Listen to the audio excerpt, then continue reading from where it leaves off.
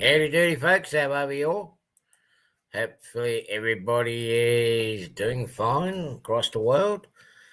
Sorry, bugger that one up again. It's all right, I still got my learner plates on. Okay, that's what I meant to do. Okay, I'm just going to say a quick hello to everyone. G'day, Joe. Jim, Tedesco, how you doing? Wigwag Workshop, nice to see you in here. Dwight Curley, welcome. Steve 87, nice to see you in here as well, bud. Boxcard Jerry, nice to see you. Jean Ricard, Possum Bio, Ohio Steam and Steel. Trackside Mike, how are you? And to all the other ones that are lurking in the background, didn't see you guys come up in the chat. Let me.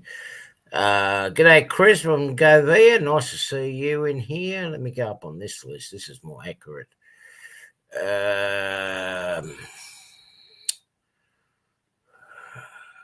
Who else do I have? Who else do I have in here? I think that's about all that I'll see at the moment. Who gets the good day? Grandpa Rolls, how are you, bud? So you're in here as well. JD, nice to have you on board. Of course, me. Hopefully you guys are all recovering. G'day, Rick. How are you, champion? Hopefully all you guys are recovering from the Thanksgiving overfeed coma that you guys have had over in the US. We don't really celebrate Thanksgiving here in Australia. That glare's coming pretty bad on my glasses. We don't celebrate it here, but yeah, happy Thanksgiving or belated Thanksgiving to everyone in the US. Hopefully you guys all had a nice family time together. Wish we had something like that here too, so more families can get together more often instead of just Christmas and birthdays. Yeah, so I'm not going to mess around too much. I'm going to get this dodgy character up here to say hello. Oh, that's no good, Possum. Hopefully you're going to recover well. I haven't been all that well myself lately. When I'm going through rehab at the moment for my shoulders after the surgery and that's knocking me a little bit, and just mentally I've just been exhausted. I have not done nothing on the layout really, that apart from the planning side of things, and trying not to rush into it. I just haven't had the mojo or the motivation or whatnot, because I have a few tiny little events going on in here, but I'll get there. I'm getting there. I'm slowly getting there on top of my own personal issues. So, the flu, nothing like in the flu. But at least the good side of the Possum Bio, you're getting at the start of winter, so when you get to Christmas time, you'll be over it and you don't have to worry about it. Hopefully. Randall, how are you? So yeah, I haven't. This is probably the first time I've been in, or second time I've been in a room since my stream last week. I have actually been working on my desktop computer. I think I managed to get on top of the gremlins that's in it. It's working fine at this stage. It's not working erratically and whatnot. I removed a lot of files. I removed a lot of things that I haven't used in a long time, and I haven't got the program disk for it. So that's improved a little bit. But the memory, the RAM is not working correctly. I still got to pull the thing apart, give it a good clean out inside, and clean out the connection and see how we go. G'day, Dave BNSF. How you doing? Yeah, well, that's pretty much it with the layout side. I have had to make some I wouldn't say modifications because I haven't started really that much, but I had to make some alterations to the planning. Now, I was going to put a hidden staging in the bottom area here, and my fear is if I'm gonna have a derailment, the track's going to be on the far side. It's going to be too hard and awkward to reach to the carriages that derail inside there because I'm not going to have much space. So, even though I would have liked to have had the storage, hidden storage, that is now going to be scrapped. So, g'day, Richard. How are you, buddy? Hopefully you're well. I thought you were going to be playing trains down on the real trains today. So, plus I went out for a drink last night, so I'm in no mood of driving anywhere because the boys in blue are out and about, and we got random breath testing, and they could pull us over, and I think I might be still a little bit over the limit. Yeah, they're not over here. It's not like it is over in the US where they got to prove that you're over the limit. Over here, they just pull you over, you blow in the machine, and that's how it is here. Hey, that's how it is. Yeah, I know they're doing it in Massachusetts now. I know they're doing it over there with the random breath testing. But here they'll block the road. I'll pull people over and go, right, takes 15 seconds. But I'm not going to risk it. I've valued my license too much, plus it's my bread and butter. But once you start getting that mark that you've been drink driving, in my line of work, it's very hard to get a job afterwards, especially if you're transporting dangerous goods. Start packing your stuff up again, Dave. You're moving. 75 miles. That's not too far. That's like from me the other side of Sydney. That's not far. It's only up the road. Leo, how are you? Nice to see you in here. Hopefully you've been well. I'm so sorry for your loss there, Anthony, with your good mate passing away. But the bright side of things is in a better place. He doesn't have to suffer or anything else like that now. So there's that. But man, I tell you, I've been feeling like I'm a character in a Agatha Christie novel. If anybody gets that one, everybody I know dropping dead around me. I keep looking to see if I'm the guilty party. No, it's just the way it happens. It's just the way it happens, Anthony. I always like that. About 10 years ago, I had a very good mate pass away. Then I had my uncle pass away, one of the close uncles. Then I had, and this is what really got upset me more than anything. My biological father passed away, but I didn't know about it until about 4 months later when I heard it through the grapevine. But in that period, I lost, within about 3 months, I lost 6 people. Yeah. One after the other. And it was like, what's going on here? Yeah, but I just want to clarify something because Ohio Steam and Steel probably doesn't know. Ohio Steam and Steel, in the last 2 years, I mean, everybody has friends and relatives that are dropping, that die for whatever reason. And when you hit a certain age, you expect it. But literally, there was a close group of 5 guys. We were best friends for 30 plus years. And in the last 2 years, they've all died. And none of them over 65. Yeah. The last one died on Friday. My entire real life circle of friends has now all died. I literally, the guys you go out bowling, drinking with, whatever, just in 2 years, they've all dropped dead. Yeah, I think I've only got about 4 or 5 of them left. It is coming Christmas time. I really am hoping that a real good close mate of mine is going to pop over and spend Christmas here with me. I have not seen him in nearly 3 years because there's an interstate truck driver. He's all over the place.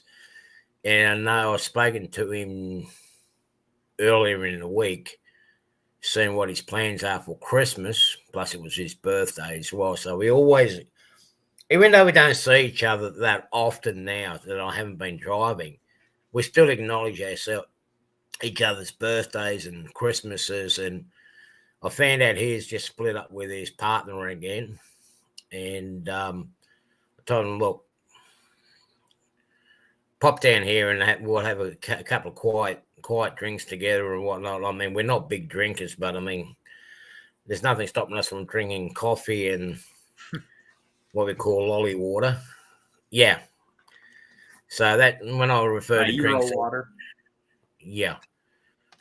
So I'm hoping he's going to rock up. We haven't seen each other for nearly just over 3 years. 3 years. 2019.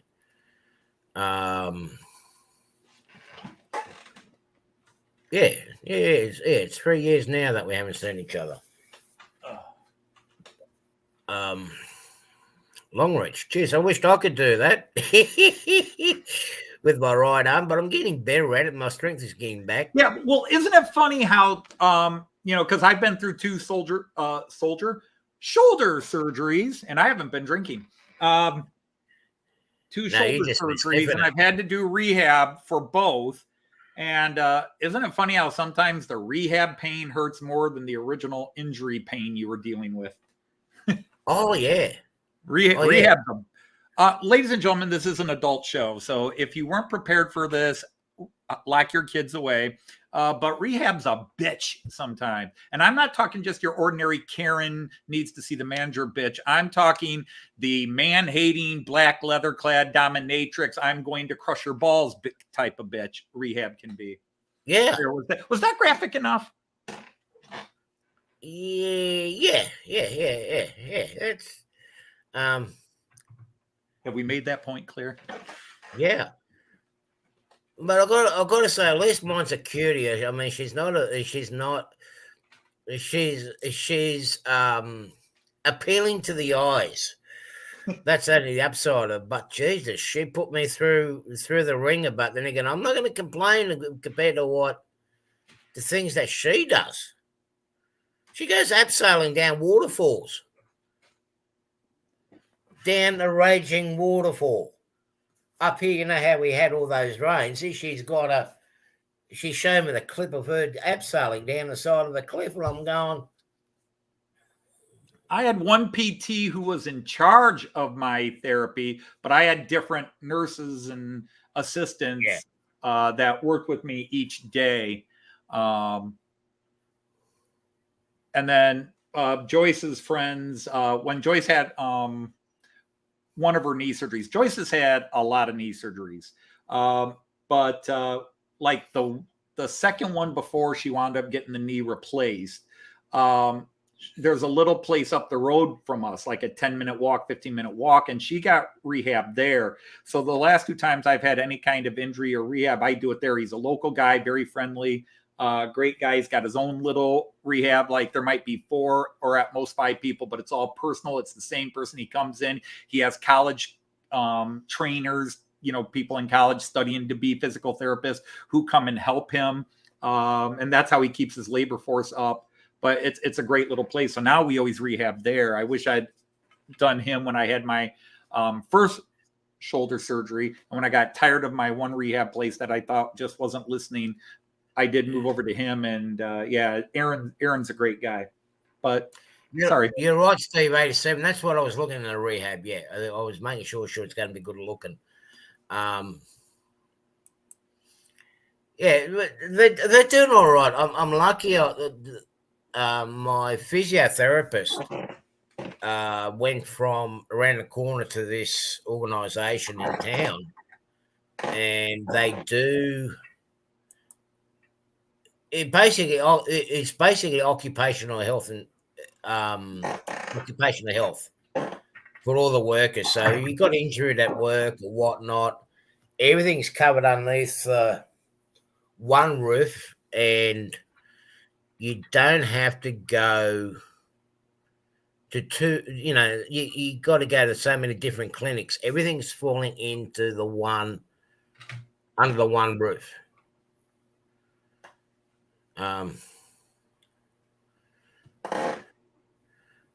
Yes, Jeff, that was very true, but unfortunately, yeah, I've only had day surgery, and they only kept me in for a couple of hours. As soon as I was a bit of a rebel, and they kicked me out. Kid, hey, how are you? They kicked me out before I can cause any mischief. You cause mischief? Pshaw, shocked I am. No. But I learned my lesson well, Jeff. I do not give cheek to the nurses anymore. Back in 2003, I was in the burns unit in Adelaide's hospital, where basically my face and my arms and everything was burnt from biodiesel. And I didn't know it, but there was these two nurses. They were twins. They were Russian twins too, working in a burns unit. One was more cheeky with me than the other. But I thought, "G'day, Mystic. How are you?" I thought I'd be a little bit. I got a little bit game, and I got really a bit too naughty and a bit too cheeky with one of them. And I got cheeky with one that was already married. And I'll tell you what. Oops. If anyone here ever had serious burns, I know how painful it is, especially when you, like on my faces, I had all the sores and scabs, and they were picking them daily. So I don't get any what's the word? Any scarring. Oh well, did she let me have it? I was not cheeky anymore after that, and I'm like, I had to work out which one was which just by looking at them. I tell you what, it's bad when they're identical twins.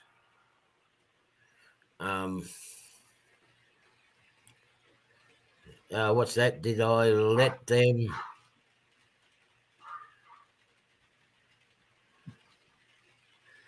No, Lee.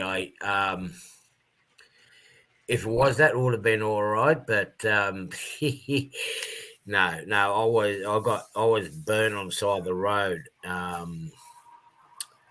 Checking up the fuel content in the truck. I went to open up the fuel cap in the middle of winter, and it was that recycled biodiesel from recycled cooking oil, sunflower oils, and all that sort of stuff, and it's mixed with glycerin and methanol to help it burn. And what they'd done was they added extra methanol, and they made it more flammable than your basically LPG or your propane gas. So is that the Melbourne tram? So when I opened up the tank to have a look, the static arc from the cap, because all the vapors were all built up inside the fuel tank, when I opened it, the static arc basically ignited the vapors, and the whole thing just went boof. But honestly, the nurses, they do a wonderful job. I mean, yeah, I'll give them a bit of a cheek, but they give it back to me twice as bad, and they know I'll give them a lot of respect. I mean, I've got to say, they do more work than the doctors. Okay, the doctors will stitch you up, but people that take care of you are actually the nurses. So, high esteem, thank you, wife, for doing such a brilliant job. Yeah, I can believe that. Yeah, I would never hit my nurses. Never. I might get cheeky with them, but that's what he's talking about. Hit on. To hit on somebody means to flirt with them. Oh, right. I don't really so much hit on to them. I usually just what's the word? G'day, Split Rock. How are you? Hey, Thomas. I just try to lighten them up. I'm not trying to hit up on them or go up on a date or anything like that with them. I just try to liven myself up and just try to put a happier moment on the situation instead of going, oh, I'm in pain, oh, this and that. It just you gotta get up and basically scrub yourself down and off you go. But I am feeling with my rehab, I am really feeling it because when my bicep on the right side, because he had to do a bit of work on the bicep up here where it's torn. And I tell you what, I am really, really, yeah, that's getting real.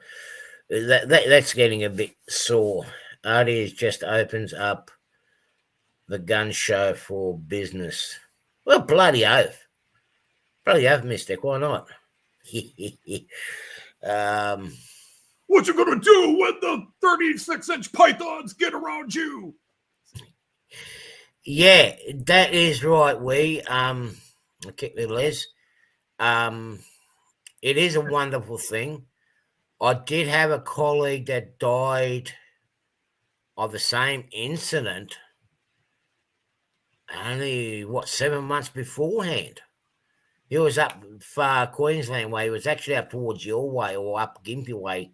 Les will know where that is.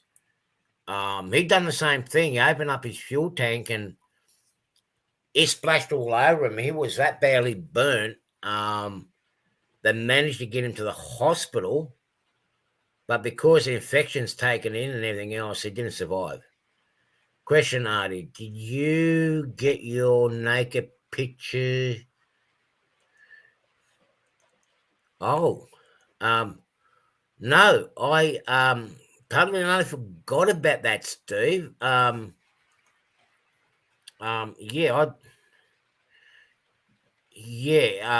I totally forgot about that. They should have reminded me about that. I didn't want to. I mean, who wants to see my naked body? And no, nobody here does. Yeah, possum. Well, that's what I do, possum. I do just joke around. I don't like to take them too serious. I know they go through a lot of crap. And I'll give them a lot of respect when it comes to it. But I know the things that they had to do with me when I was in the burns unit and the things, because you can imagine in the burns unit, every time you go to a different patient, you have to change. You have to put on a different gown to reduce the chances of infection. So you'll be wearing a different gown. You like your head cover, the clothing gowns. So in our ward, there was like 20 a room. So you can imagine, like, they were changing anywhere between 20 to 30 times in an hour.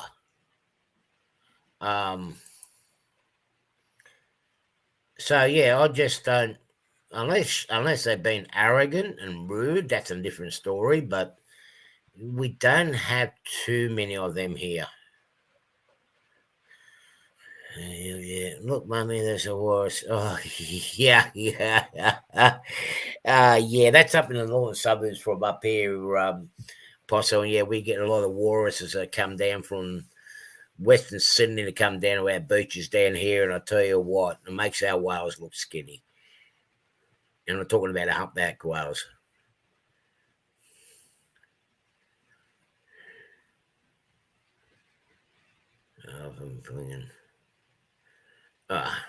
Yeah, I don't mind some, Lee. I don't mind some student doctors, depending on what they are. But I remember one time I was up here in Wollongong Hospital, and one of the student doctors was trying, and my veins are hard enough to find, and he was trying to find my vein to put the cannula in, and it's like, oh, give it here, let me show you how to do it.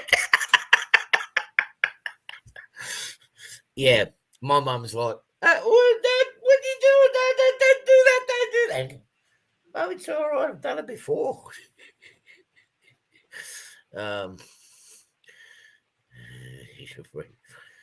Never had to beat your brain. Okay, Dave.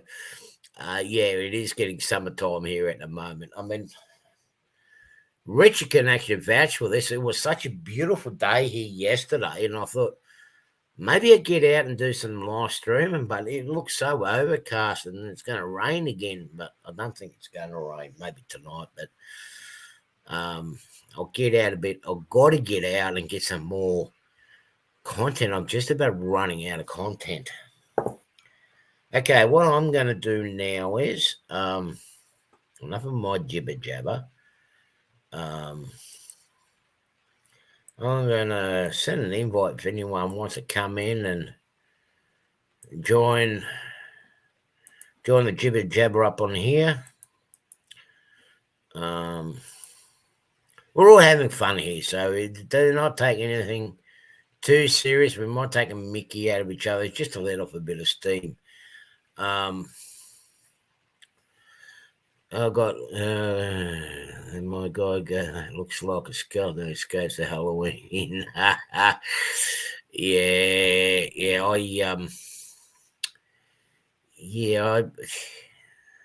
actually quite disappointed. I didn't really have that many kids come around to my place this year for Halloween, and I was ready for them. I mean, I was ready for them this year, and. Hello. Look at this bugger. What? There's Richard. Good How day, are sir. we? Richard, How are you, mate? turn your volume off on your YouTube. Oh, I haven't got YouTube on. Hang on. Should be. Yeah. There you go. And microphone. Yeah. I made sure I turned that off before I got in. Oh, okay. I just heard an echo, that's all. I'm learning. Yeah. Yeah, we Yeah, had you mid-50s here in Toledo. It was a really pretty day today. I went outside and put up most of the Christmas lights. I'm not. I've been tempting on doing them, but one, I don't want to do my shoulders at the moment since they're recovering. G'day, Randall. How are you? Hey, what's happening, gents? Yeah, we're surviving. I don't want to overdo it. I don't want to overdo it now. That's coming good. And the other thing is, we've got some new kids, new people in the neighbourhood. I don't know how long the lights will last, so to speak. I know I can't put the decorations up too long at the front because they're going to get destroyed, which is sad because I enjoy doing that.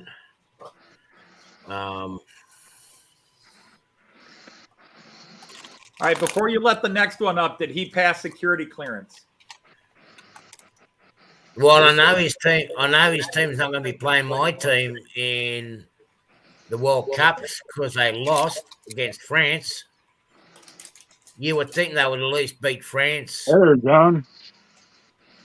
G'day, Sean. How are you? No, Hi. I'm curious. I mean, first of all, I don't think Jean Ricard's a big football fan, but if he had a stake, was he rooting for the home team, Denmark, or the other half of him? Because he is half Danish, half French. I would always support Denmark, of course. Okay. Yeah, but I'm glad. I don't know why my camera isn't working tonight. I'm working on it. He's half Danish, half quiche. Pardon me? It was a pastry joke, Jean Ricard. Okay. Actually, I don't know Split Rock. I don't know if they are or not, but I believe Yes, they are. they are. Okay. Yeah. They won the last France won the last World Cup. They cheated to get there, but they did win it. Well, I know Australia did win by a fluke against Tunisia last night. That was a fluke goal, a real fluke goal. And we thought they were going to play Denmark in the next round if Denmark won. But I think Denmark, well, I said it scored, Denmark lost. So we got to go against the French.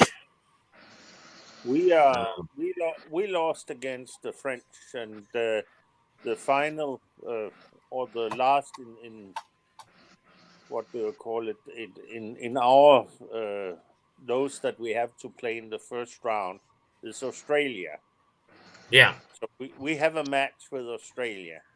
and I'm Yeah. sure that we'll beat them. If they played anything like if Australia played anything like last night, yeah, Denmark will beat them. Okay. I mean, I know I'm supporting the Australian team, but I don't like the coach. And I'll tell you what, that was the goal that they scored last night. That was a fluke goal. That was a fluke goal. Okay. Well, that's the thing about soccer, as we call it, or football, as the rest of the world calls it. Most goals are kind of a fluke goal, even when and that's what makes soccer exciting. Americans have been brainwashed that it's boring, because, and the biggest thing is corporate media calls soccer boring, and kids are taught it's boring because the scores are 3-1, 2-1, and not 42-21 or something like that. But it's because you can't stop the game every 5 minutes for a stupid commercial. American football and American baseball are the two boringest sports to watch anymore, at least on TV, because it's always stopped and there's always a replay. There's always commercials. It's like one play, here's a replay. Oh, there's a penalty, we got to redo it. Blah, blah. And okay, wait, we're going to stop for 5 minutes to go to commercials. Oh, isn't that shameful from England that they actually lost to America? They didn't lose. They tied. The U.S. played a really good game, and maybe England was a little bit cocky after their 6-2 whooping over Iran. So maybe they underestimated. America's got some good players. I could take over your show and explain why the men's national team consistently underperforms based on the talent we actually have. And it's the entire system of how we select players. It's a bought position. In the U.S., basically, they start identifying what they think could be potential top soccer talent at the age of 10 or 11. And those kids are encouraged to go into what are called traveling leagues across the country. But being in a traveling league is expensive, and you either get somebody who pays the check or mommy and daddy are rich enough. And all of a sudden, you now have a much smaller pool because it's the rich kids. And then they go into I think it starts at 13 and under national team training camps. And again, every training camp costs money. And about 14 and 15, they begin identifying guys that they think could be really good and be stars on the national team. And they get corporate sponsors, and these kids start getting money. They're getting their shoes. They're getting this. They're getting that handed to them. And basically, their corporate sponsors buy their way up. But what happens is by the time they're 17, 18, 19, 20, many of them didn't develop as well as people thought they would. But because their corporate sponsors have paid so much to get these guys that far, they go into and the coach says, okay, well, I want to bring this guy in because he's really good. No. You're going to play this guy because we're paying him $2 million. We get corporate sponsorship deals with these corporate. And so the guys that make the American national team, some of them are really good players. The other half are guys that their corporate sponsors basically told them, we're not going to give you money unless you put our guys on the team. The guys that we're already invested in. Well, it's a very ugly system, and you do not see it that bad in other countries. But that's why the American team can never develop, because sometimes our best players are sitting over there. Yeah, well, even Australia is slow to get like that. I mean, it plays there an Australian team. Large chunk of the ones that actually play overseas, they don't play here in Australia, they play overseas. And a lot of it's all for the money. I mean, the guy that scored the goal last night, that ball wasn't actually intended for him, it was actually intended for his other mate. But it's hit the ball, and it's like, you can almost see his expression. Oh, he went in. Oh, I scored. I'm sorry to interrupt, Artie, but I must admit I'm not very much into football or sports as such. But when you look upon what goes on in the World Cup right now, what I like is that finally, at least you see a team that is only of that nation, because at least in Denmark, a lot of the divisions, the best players are bought from other countries. and going and playing in the local clubs, and that irritates me because then you don't have the real mirror of what they can do in that area. Yeah, but it all comes down to this. It is about money, but there's the Spanish Premier League and the English Premier League are sort of like the two best leagues, and all the top players in the world want to get in those two leagues, or the Bundesliga is also up there. But really right now, it's the English Premier League or the top 3 or 4 teams in the Spanish league. Paris Saint-Germain in the French, they really stand alone. They really stand alone in the French leagues. Most of the French teams aren't that great, but PSG is like one of the top teams in the world as well. Thomas. But you do have that crazy thing. Everybody wants to get the money get into the Premier League or the Spanish. The Italian leagues used to be highly respected, but they have fallen way off the charts anymore. But it's not. Sprintrock saying it's cheap. Soccer is cheap. Yes and no. But the thing is, you got to remember, soccer is one of those sports that's that the rules are the same right around the world, regardless where you go. It's like chess. Everybody knows that chess and checkers. It's the same rules of the game of chess and checkers right around the world. That's one of the things I like about it, is that when they speak of the World Cup in soccer, it is actually World Cup. It's from all nations all over the world.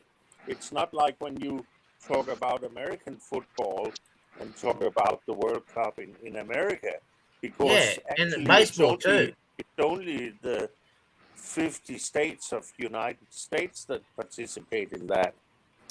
And you cannot say it's the entire world. And they say the World Series. What World Series? You're only playing within yourself. You didn't play against Japan. You didn't play against Germany. You didn't play against Australia or any of these other countries, but you called it the World Series? Yeah. Come on. Oh, yeah. Sorry. It has something to do with the I grew up with soccer, rugby, cricket. Yeah, I found cricket boring, actually. The big one days are pretty boring. Yeah, and the test matches. Aussie rules. Love Aussie rules. Yeah, but there was that other one. Celtic football and Aussie rules football, my two favorites. Yeah, Celtic football. From we Ireland. used to play that. We used to play that here in our high school too. And I only played in high school. And the rules are very similar. How do you play that, Artie? Celtic football. Celtic football is a combination of Australian rules and soccer. Yeah. That's exactly how I was going to explain it too. It's got the net like soccer. It's got the net like soccer, but it also then has 2 goalposts that extend up over it. So you can score kicking it through the goalpost above the net or into the net, different point values. And you can carry the ball as opposed to soccer where you kick it. So it really is. It's a brilliant. And you're allowed to fight the opposite team. You can start a fist fight on the field like you do when you watch American football, when they fight each other.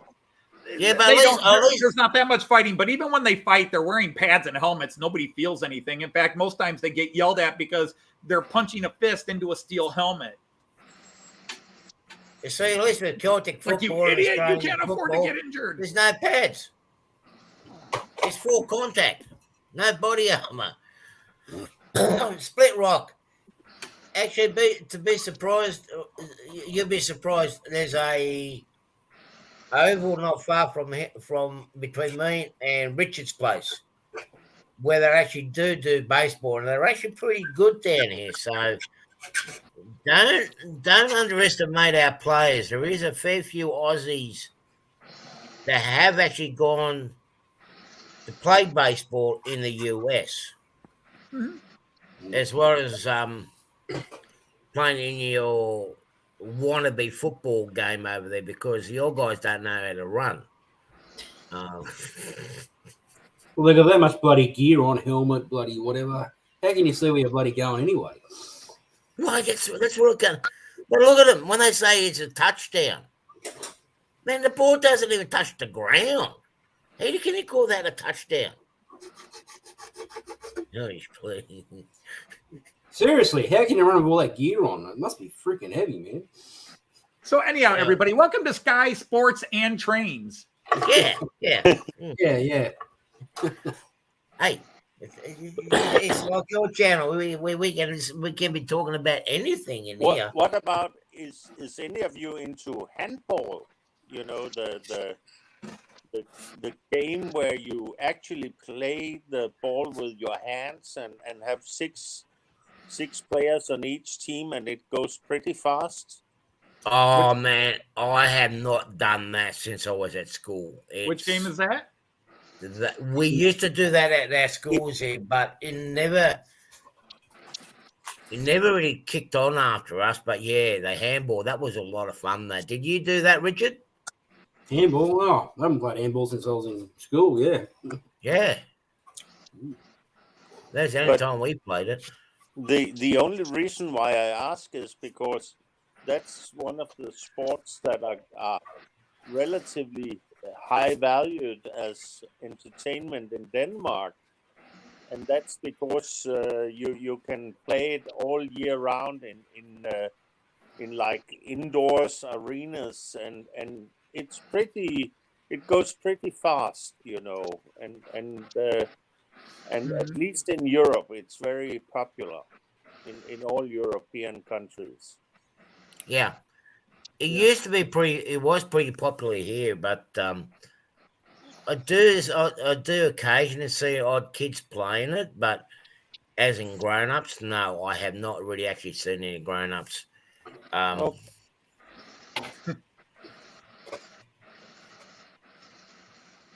Branding. There's a thing that is. Oh no, can't. There is another name for it. Americans call it something different. What's that? Branding. When you throw a ball at people and Dodgeball? Dodgeball. That's it. Yeah. But yeah, we played dodgeball with a tennis ball, and that hurt more. You got to wet it first and Yeah, throw it. we played dodgeball with bowling balls, you wimps. Yeah, right. Yeah. What I mean, was it? I never Actually, forget what when I was in. I watched the dodgeball the other night, so yeah, it's if you can dodge a wrench, you can dodge a ball. Yeah. If you can dodge a wrench, you can dodge a ball. What? Oh! Well, I suppose with you married guys, I suppose if you can dodge a flying pan and a saucepan, I think you can dodge a ball, no problems. Yeah, well, us married guys, sometimes you don't have that problem. But also, you have to understand, Joyce, when she was in secondary school, American high school, Joyce was a year-round athlete. She played volleyball. She was what we call all city. In other words, she was one of the top players in the city of Toledo. She was voted in by the newspaper. She was all city in basketball. She played softball, softball. She did track. She wasn't a runner. Joyce could not outrun a dead sloth. I was bad. I couldn't run. A turtle could give Joyce a head start and beat her running.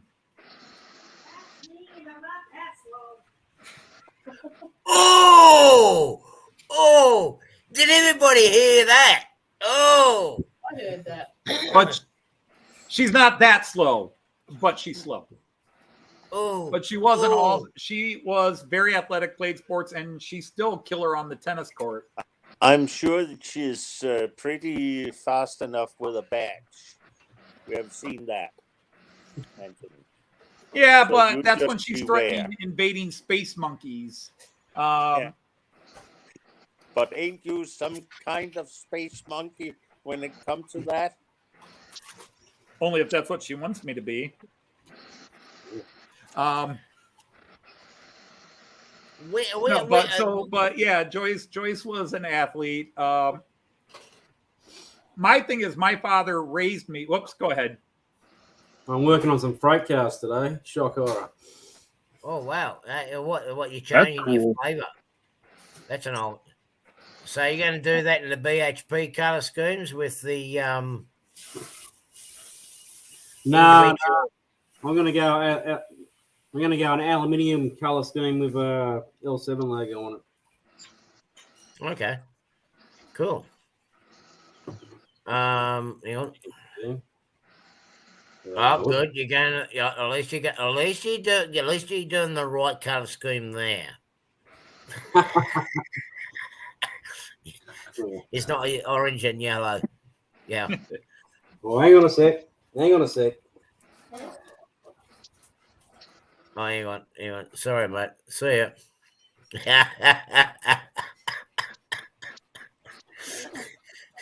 Sorry about that, Richard. They've been on the back burner for a while. I've had them sitting in my garage, and they're just giving me the shits now. So I was like, yeah, okay, it's time to get some work done on them. Yeah, I gotta do a bit more here. If guys out there, if some of your new viewers don't understand what's going on, there's a bit of a rivalry between the colour scheme that I model and the colour scheme that Richard models. Particularly when it comes to the diesel engines and the passenger stock. I go for the Indian red and the Tuscan colours, which is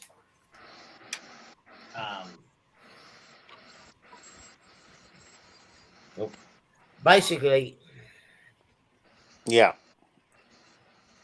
this colour scheme, right? I take it that's a boy carriage. Yeah, it's got the balls. You can see that it's got diggle daggles underneath. Yeah, that's a male carriage.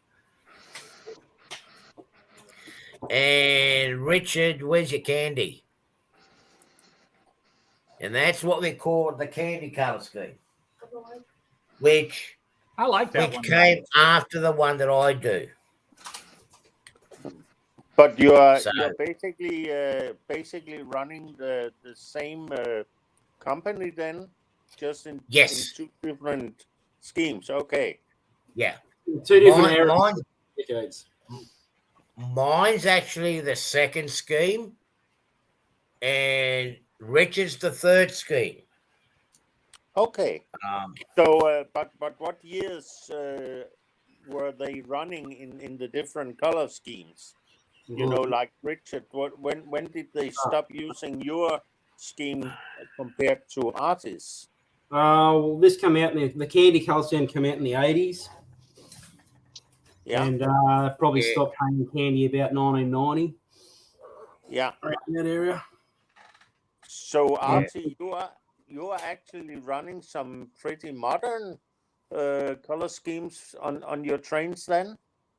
My main colour scheme for the Australian trains that I have runs from about 67, 68 to about 83, 84. Well, it actually transitions into Richard's era.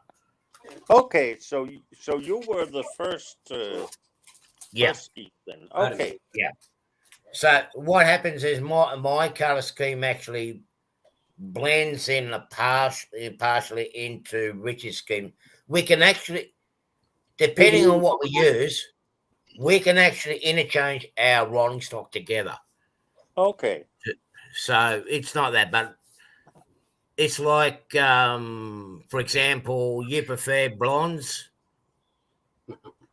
Yeah, or brunettes, or this guy here, we know he prefers brunettes. The only way to live. Bad taste, that sort of thing, you know. It's my question was basically because every train company has a certain amount of time where they run a certain color scheme, and then they have a tendency to change it completely. In my opinion, at least, like Well, they did. They changed that color scheme. They changed it into the candy color scheme because they came out with the high-speed passenger train here in Australia, and that was in our state. So they gave it a chance to rebrand the railways or have the passenger carriages match the high-speed train, which it was the XPT. So they blended. Yeah. What I was thinking was, like, when we watch Anthony when he runs his trains, we see it as an Era 6, and everybody that watches Anthony sees the scheme of the Deutsche Bahn as they run it today, with the white express trains and the regional trains in red and so on.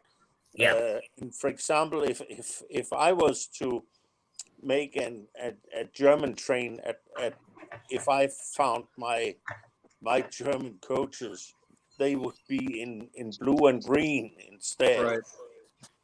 Or even the blue, green, and red era. Yeah. Let me just answer this question for Thomas. Thomas, those carriages that Richard just showed up, they were used in a combination of 3 different commodities within our state. Maybe 4 actually. They were used for coal mainly, and then they used it for gravel and limestone. Then eventually they end up converting some of them into grain, which they actually put the roof over the top. Basically sealing the roof of it. I think there are still some that are lurking in the system that have been converted into. Good night, OSS. Okay, Steve, have a good night, buddy. Take care of yourself. I'm sort of going the line route with these. Just to answer Split Rock's question from a little bit ago, I've actually done videos and a couple of streams from this layout before, but this is the first time it's been on Artie's stream, or anyone else's stream for that matter. So, thank you. I feel privileged now, Anthony. We should be privileged. We were the first ones to have Randall's layout on our stream out of everybody. We got. Since it's getting close to Christmas, we got the Christmas trees all lit up and everything. So, looks good, mate. There you go. You got it. You got more things up than I have. And you got all this one out there, so top mark for me. Yeah, let me just try. But come in, Daryl.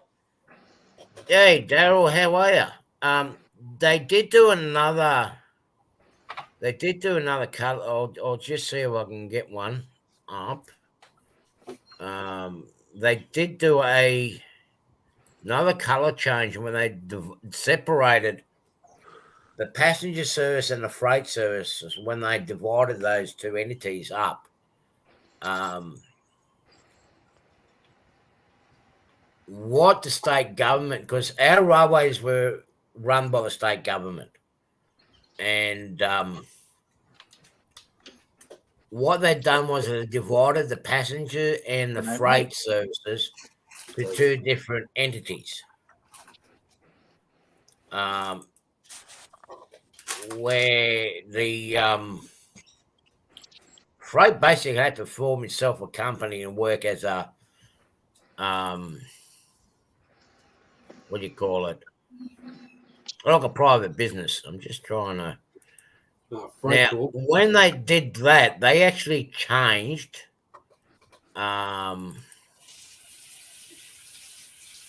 They changed the color scheme again. With the passenger train, like where you see those 777s that we had, they were changed to blue over yellow, and I'm just trying to find my pictures. Just make sure you find the right ones. Yeah, that's what I'm being extra careful for. That's all the calendar pictures we are going to see now. Artie on the lamp fur lying on the floor, you know.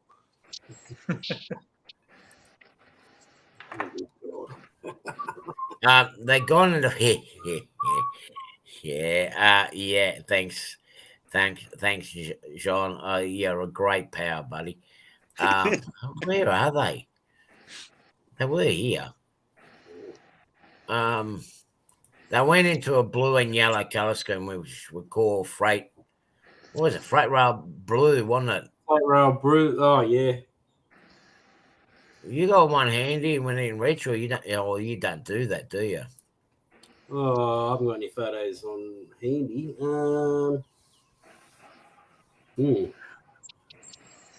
Might have to duck upstairs. I had it a little while ago. I don't know. I've got that many folders. I've got to redo this. What were you looking for? Just a freight rail blue color engine. Yeah, I did have it on my where did I get that slide from? Hang on. Yeah, but there are many reasons companies or national industries will change the liveries, the paint schemes anyhow. Sometimes you have companies merge and they're going to create a new scheme or whatever, or sometimes the company just wants to rebrand, like, hey, our color scheme and everything's gotten tired, boring. We need something new and different to, like changing the paint color will improve the customer service or the late running or whatever. But that's that attitude. We're rebranding the company, like corporations change their logos. Yeah. McDonald's is pretty much, and Burger King have stuck to their basic logos for years and years, but not exactly. But then there's burger companies in America like Wendy's or that have consistently kind of changed their logo as a sign that they're starting over and trying to revitalize the company. And you see that even with national railways. Yeah, I don't know why Germany suddenly went unified. I mean, it makes sense that, the Germans, being how Germans are, very ordentlich is a good German word. Everything is, that all the high-speed trains are white with a red stripe, and all the regional trains are red with a little bit of white on them. Yeah, industry, and then all the what's that, Jean-Ricard? Actually, what you see now, you have bought 2 new freight locomotives, and that's typical for the freight industry on railways in Europe, because they start, each company they buy actually more or less the same locomotive. Right. They from the same companies like the Vector, but then to diverse themselves from the other companies, they find some very elaborate paint schemes or foliage of the trains, like the one you have with the burning locomotive.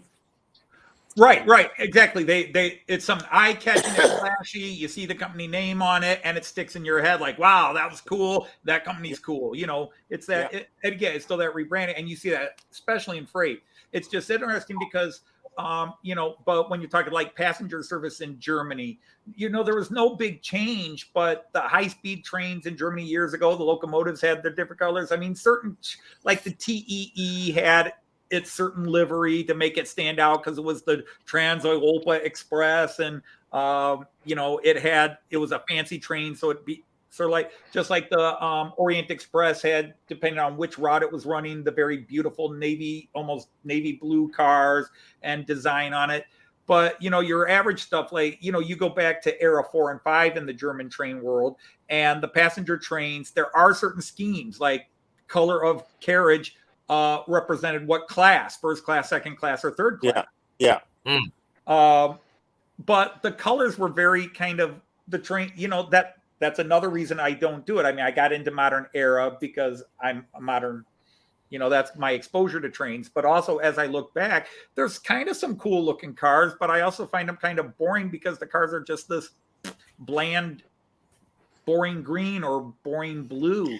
And now you've got very flashy colors, and you're seeing this. And even companies like, go back to Poland, like when they were communist and the very drab colors, Poland's got some of the prettiest passenger locomotives right now in Europe. Hungary is really stepping up its game and getting some beautiful locomotive. Everybody now wants to have those beautiful passenger cars. Yeah. So this is the logo they went. This is the color scheme they went into after the candy color scheme. This is the front row blue and yellow. And is that actually a, could we call it a native Australian locomotive? Yes. Or Yes, it is. yes, it's Australian. It's Australian built and designed locomotive. It's US equivalent. It's equivalent to an SD 40-2 in the US. Yeah. But in a car body. It looks a little bit like, Australia, or at least a company in Australia, got, I think, a batch of about 10 or 15 GM locomotives from Denmark at a time. Yes. I'll show you I'll show you the camera. I got it. I'll just go get it. Richard's working on. Richard is actually working on one now. Okay. But that's run by Independent Rail, which is an independent company. G'day, Mum and Son. How are you? It's nice to see you here. And as far as I know, they also run out around on your. It must be on your west coast, isn't it correct? The Danish locomotives that came to Australia, they are more or less out on Melbourne side. No, well, they do venture into Melbourne down the coast. Yeah. Hang on, let me just get him up. But they do come here into our area now, because this company has actually got the contract now to transport steel out of our local steelworks. It looks very familiar. It is. It's for the color. That's the Danish. That's based off the Danish. It's what the colours they got painted into, Jean. Yeah. This is a Fleischmann model. Okay. So if that looks familiar to you, it's a Fleischmann chassis. No, it's a Lima. Roco. Sorry. Yeah. I know because that was some of the only Danish trains we could get. Oh, okay, yeah, right. So and when you see it inside, you know what you see. Yeah. Sorry about that. Yeah. With you saying that though, Jean. Pardon me? The engine that they got down in Victoria, that's got the double-ended. Yeah. That's based on the double-ended one from Denmark as well. Yeah. They are a very nice engine, Split Rock. They are a very common engine around here. It's just like you're basically like SD 40-2s that you got in the US, still running around the place. They were. So these are a GM. Yeah. Are they a GM diesel? I wasn't really sure. But they actually got GM diesels in them. Yeah, right. Yeah. Oh. Okay. It's sort of focusing now. But yeah, that's what it looked like in Australia. And the only thing I've really done was covered a few vents and put some 5-chum ear horns on. Yeah. And then remove the buffers as well. Yeah, I've got to do that. I've got to make. G'day, Pikes. How are you, bud? Yeah. Yeah, again, they're It's a sort of a work in progress. Yeah. A great work in progress. I've got to paint, so that's something. The story behind them was actually that when the Danish State Railway just after Second World War when they were switching, they were considering switching from steam to whatever new propulsion. They were looking at electrifying and found it too costly. And then they sent out an engineer to look upon diesel locomotives, and he went to the States and watched General Motors. I think it's called F7. You know, the round noses. Yeah, and he actually got a license for it, but there was no company in Denmark that had the capacity to make it. So instead, the license went to Sweden, to Nohab in Sweden, and they built our diesel fleet in Sweden with double-ended 6-axled locomotives.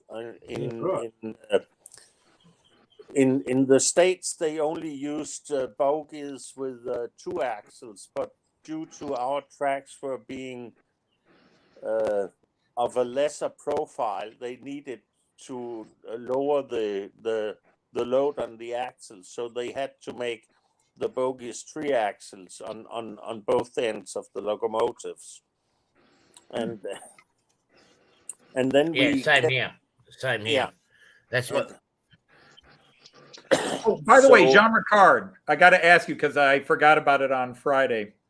Did you notice our friend Ifo posted a video dedicated to you? Yeah, I have replied to it. Okay.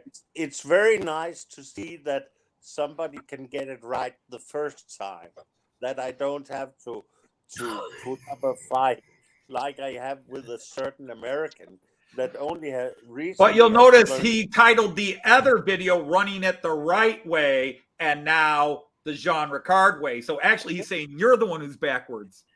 Yeah, but if you see upon the uploading time, he actually uploaded it with the Steuerwagen first, and then he uploaded it with the and locomotive. The one he said with locomotive first, he said the right way.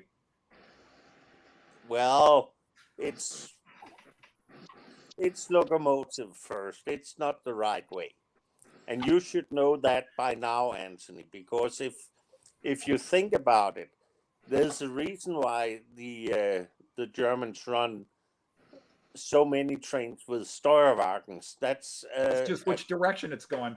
Because actually, it's better to pull. It's more efficient to pull than to push. Can you prove that? Right here, right now? No, but according to all the science I've ever studied, yes. No. You can Google it right now on Wikipedia. It's better to try to pull something than it is to push it. You get, somehow the way it works, you get less resistance. That goes back to my physics class in high school, too. The only reason I can see why you would pull a train instead of pushing it. Go study physics, Jean Ricard. Don't give me your personal opinions. Go study physics. No, it's actually also physics. It's because when you put it, it hurts when you do that, Anthony. It hurts. God! Cayenne is bent, darn it. But the reason is because you can start one car at a time due to the slack in the couplings. Yeah. When you push it, you have to push the whole consist at one time. It's easier to get started, is what you're saying. Yeah. But it's more efficient to pull. But like I said, in my trips to Germany, I have seen more locomotive first than Steuerwagen first. I've seen both, but I have seen more locomotive first than Steuerwagen first. It's just because every time you go the one way with the locomotive first, when you go back, you have the Steuerwagen. Wrong. Hey, go watch our buddy. Oh crap! Now I can't think of his name. He does vintage, Märklin and blah blah blah, and the other guy that videotapes up on the Strauss, the Kiel Canal. The trains are always locomotive first in his videos. And he's up by Denmark. Yeah, but that's Okay. because they don't run it with Steuerwagens up there. Sometimes they don't, right? Yeah. But say, Sorry, Jim, people. The most of you have no idea because it just doesn't happen in America. Although America is always locomotive first. Although on long freight trains, No, they'll have a no. locomotive at the front, locomotive in the middle, and a locomotive in the back. I want to go America. No, not on the passenger services. Like you got Metra and some of them got the one up at Boston. What's the company up at Boston? They've got a locomotive at one end, a diesel locomotive at one end, and then they got a cab control on the other Right. end. Even Amtrak's got it as well. But you always see it locomotive first. No, you don't. The locomotive is only on one end. It's not always pulling. It's not always going forward. I've never seen It's an something Amtrak where the locomotive wasn't in front. Now, again, I have limited I have view. never but seen a Steuerwagen. It's on the northeast. It's on the northeast corridor. You Yeah. will see it. There's actually video of it. Yeah. I don't have a picture of it handy at the moment, but I did do one of the models myself. Down in Strasbourg, there is one that actually operates there with the electric engine. The locomotive stays at one end, but it's got a control cab at the other end of the train, so they don't have to switch the engine around. Yeah, and that's the idea behind it. Yeah. Yeah, that's the main reason for running with Steuerwagens is that you don't have to do the turn it around. And So you're Metra already does admitting it that the train that's Steuerwagen first one way is going to be locomotive first the other way. Is that correct? But Jean-Ricard, hopefully within the next 2 months, we can end our little debate because I am getting a new German Regiobahn that is 2 Steuerwagens and no locomotive. But wait a minute. That's impossible. Now, is the locomotive on the city end or is it on the country end? It's basically same idea as an ICE, but it's literally it's 2 Steuerwagen, one on each end, and the car's in the middle. Oh, yeah, but you need to have traction somewhere. So sorry, Daryl, didn't see you down there, buddy. Oh, Daryl. Like That's okay. By the way, Artie, I don't know if you can hear it, but it's raining pretty hard outside. Oh, really? Yeah. But here's a question for you two train debaters. The one over in Toledo and the other one in Denmark. Which end does the locomotive go? Does it go on the city end or the country end of the train? Is the locomotive on the outbound? Say the train's coming out of the city. Yeah. Is the locomotive on the outer side of the city or on the inner side of the city? You got an ocean in the way. In Denmark, we don't run them like that. We run them like they are made in the way that fits with the depots where you service the locomotives. It depends on where the depot is. You have the locomotive in the end of the train that is nearest to the depot where the locomotive is served. So you can basically have some trains running with the locomotive in the country end, and you can have some that runs with them in the city end. And it was really hopeless in the old days in Denmark because in the middle of our traffic system we had ferries at the Great Belt. So each time you put a train on the ferry, it turned on half. It was like on a turntable because they only ran on the ferry, and then when the ferry got to the harbor at the other side, you turned the ferry around and the train went off at the same end of the ferry. Because these conversations like that mean nothing to me. I have no idea what you're talking about. Yeah, neither do I. Because I noticed in the US, like in Chicago and particularly up in Boston, and I noticed that their diesel, particularly in Boston and Chicago. G'day, Frank. How are you? Steve's not here. If Steve Childers not here, he could probably help out. Even Split Rock would probably understand that. Hello, Frank. But the diesel engines always seems to be on the outside or the country end of the platform, so to speak. Because then you have all your fumes of your diesel engines and whatnot just going up in the air and not amongst in the passenger concourse. So I believe that's the reason why they did it that way. Because even with our trains that we had here, we had our generator cars that was on the country end and not the city end. I know what you're saying, Archie, but if you look up, I'll be right back, guys. I gotta do something right quick. Okay. A lot of railway stations in Denmark, we have what we called a sack railroad station. So you went in and entered the line, and then when you exited the line again, you went out the same way. And that gives a good meaning of having the locomotive outside, because you don't run through the station. But the problem occurs when you then have a station at the other end that is made in the same way, because when your train is leaving that station with the locomotive outside the station, it will eventually end up at the end and in the inside of the next station. So that's right. What I mean is it's actually, it makes more sense that you don't have to run too much around when you need to refueling and going to the depot and change the engine. Okay. And that was what they tried to do in Denmark, at least.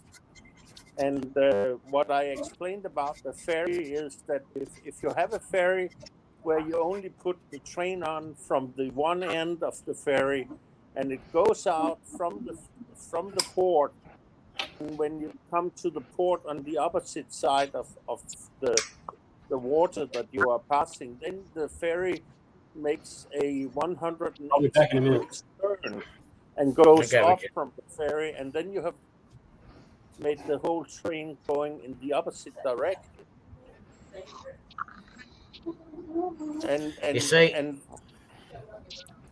I'm sorry if I'm talking too much, but one of the places in the States that I know where you have the challenge is at Denver and Colorado at the narrow gauge railway. They have a Y, so that when they come with the train up to in the mountains, they simply push back the whole train through the Y and goes in the opposite direction. They don't take the engine off. They just shunt the whole train and turn the whole train around. Okay. Jean-Ricard, let me ask you a somewhat related question. In Europe, because I'm thinking all the times I've been in Germany and ridden trains, I've never noticed this. And I know in my head that, like at a Dummenhorst station where there's 3 lines, now the 3 lines combine down to 2. Now, apparently in England, they tend to have 2 lines, and one is a north-south line and one is the south-north line. Yeah. Is that the same in Europe? Because Delmenhorst is basically an east-west place, but there are trains going both directions on all 3 lines at the Delmenhorst station. So I don't see it as being dedicated directions, but according to people in England, when there's 2 lanes, one is north-south and the other one's south-north and east-west and west-east. But in Germany, I've never seen where this track is always northbound or eastbound only. No, but the reason for that is originally they ran trains so that they said if you have a 2-track train, a 2-track line, you in Germany and in Denmark, you ran on the right side. Mm-hmm. So driving. basically, yeah, like driving. But in England and in Sweden, they were running on the left side. Right. Same here. So Yeah. of course you had a challenge. For example, if you went from Denmark to Sweden, you had at a point you had to change sides to run trains. But then with the modern signaling technique and to get the flexibility, you have the opportunity to run trains in both directions at both lines. Okay. So, for example, that's what I was saying. But in the UK, they don't do it that way. They still have left side. Left side is one direction, right side's the other. But it is the opposite of, it's like they're driving where they drive on the left side. Yeah. But I'm not quite sure that can be said for all of the lines of England. Sorry. Because there are guys that are, I was watching a couple of YouTube live streams where guys who run their trains, and immediately several guys are, you're running your trains on the wrong side. That's, if you're going, your train has to be on this side. And the guy's like, I never paid attention to that. And he's a native-born UK guy and didn't know it, even though he's been running trains his whole life. But the problem is, if you have a line that only has one track, you have to use it in both directions. And at some lines in England, they have more than 2 tracks. They might have 4 tracks or 5 tracks. Oh, yeah. So you dedicate maybe the track and say that track number 4 is going to Glasgow and track number 5 is only going to York. Right. So and for example, in Denmark, from in nearer Copenhagen, we have a line where you have 4 tracks, and they are all made so that you can run all the trains in all directions on all 4 tracks individually. But you have a tendency to run faster trains in the 2 middle tracks, and the 2 outer tracks runs the slower going trains.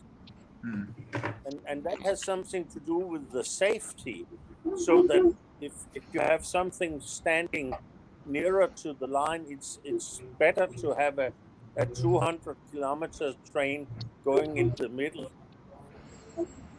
where it only have the challenge of passing other trains and not first spending those 2 trains. Yeah, I do know, like in parts of Bavaria where Joyce and I have traveled, there are trains where, little places out in the country and they have 2 lines. And there is definitely, you're on one side of the platform. This one goes to, this one's going towards Munich and this one's going towards, what's the little town? Mindau or something like that, where it is definitely, this one's going only that direction and this one's going only that direction. They got little signs. Richtung means direction, so it'll say Richtung München here, but it's always at those little ones. But in cities like Delmenhorst, it's both ways on all the tracks. But it also depends on how your layout of switches out in the distance is made, and what kind of signaling system you have on the track. Yeah, well, see, with us here, the general rule of thumb in our country here is, in all the states, is all the trains, all the passenger services, and even the freight, the general rule of thumb is they all go on the left. But mind you, our interurban passenger service now, they got bi-directional signalling. When you go into Sydney, it's different. What's our boundary? Our boundary is Night, Thomas. Night, Thomas. Take care, bud. Yep, nice. Take care, mate. It's where our tracks go from 2 to 4. And it's right on the fringe of Sydney. I'll do that. I'll do a shot of that one time. And what happens there is, from there you have the local service up and down, and the fast service, the express tracks. Yeah. But when we've done our safety training, like our inductions and everything else to work on the railway line, they say that's the rule of thumb. But don't take it as gospel, because it's our train set and we'll do whatever we want. I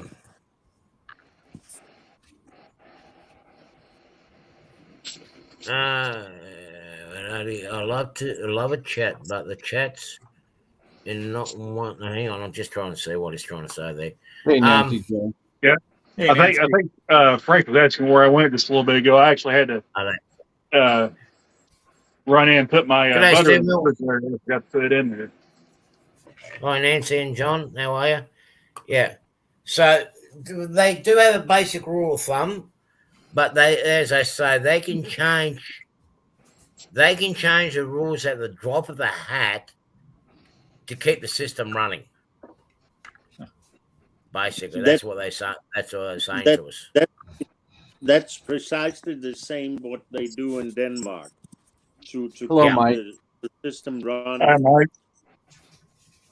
So Morning. I think that's a capacity problem, basically. Yeah. Because So- we had trains that break down here and go on the long line and whatnot, and half the time it's expected when something breaks down or stalls on the track, and like during the daytime now, they rarely now, very rarely, unless it's an essential freight train, they rarely run the freight trains now between here and Sydney. The only one that runs at the moment is the ethanol train from down the coast and the flour Good to morning, it. Mike. The Benilde train. Hey, JD. We call it the Manilda train, but they do, if the Start harvest with is big, they were trying to squeeze in between the peaks. They squeeze in all the grain trains and maybe an old coal train. Actually, I haven't seen that many coal trains coming through. But then again, I'm living too far away from the railway line too. I better go out and see what's going on.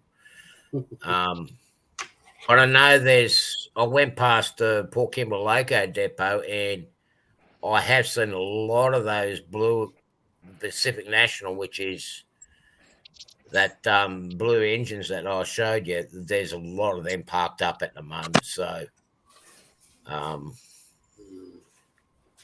yeah, it's. I know the coal game has died off down here in the South Coast. There's not as many coal exports, which was our dominant export commodity earner here that gave us the railway lines in the first place. There's not much of that happening anymore. Yeah, the coal industry's dying. I can tell you that for a fact. Oh, definitely, it's definitely dying.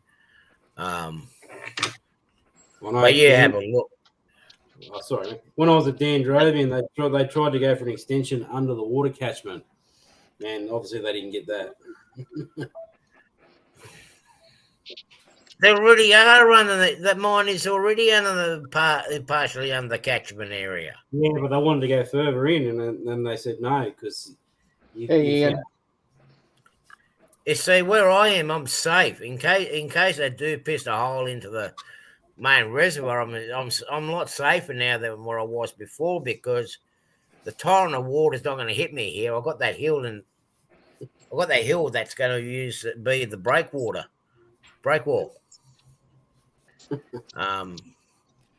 Hey, Grandpa Rails. G'day, Grandpa Rails. But I can tell you that along that route where Anthony first started co-hosting with me in that gully there, if they ever pierced in through the dams bottom, sort of say in the base of the dam, all that there will be washed away. No ifs and no buts. But I mean, they got a good barrier between there anyway. I've seen what comes out of there, man. It's pretty full on. Yeah, I know the guy that does. I know the guy that has done the surveying underneath there, and I tell you what, it's incredible work. What they know what they're doing. All right. Yeah. Well, I remember they had a brand new longwall machine to put in one day, and the old one that came out, it was just, how can I say the word? It was fucked. I think that's the way you say it.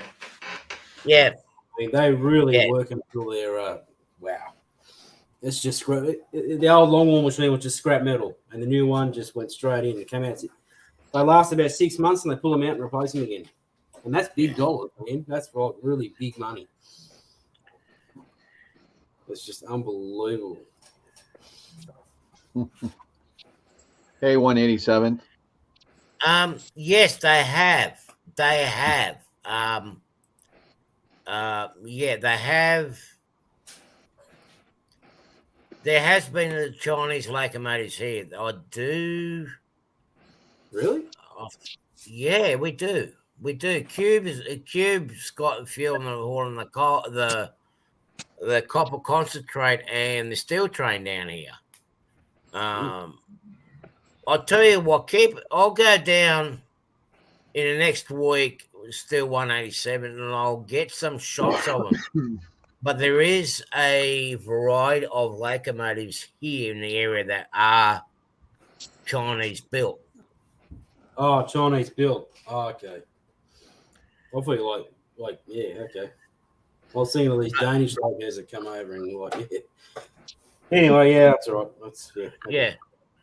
You see them down where the old cement plant is, or the new cement plant, and that they park them up there, and down on the in the Port Kimberley yard where Pacific National used to park Richard. Oh yeah. You'll see them in there. Yeah. Ugly looking things, I tell you. Well, they probably are. That's probably why I haven't taken much notice. Yeah. Just looking at something. Well, g'day, Postmodern Model Works. Welcome. It's the first time we've seen you in here, and it's actually. Postmodern. I thought they came in. Hey, Postmodern Model Works. Christian, hello. Oh, Christian. So you know him. So he's one of your buddies. Yep.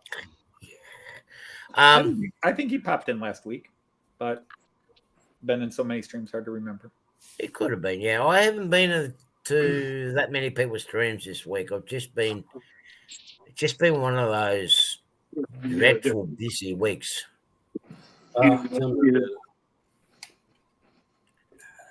Derek, how are you, buddy? Hi, Derek. You in here too?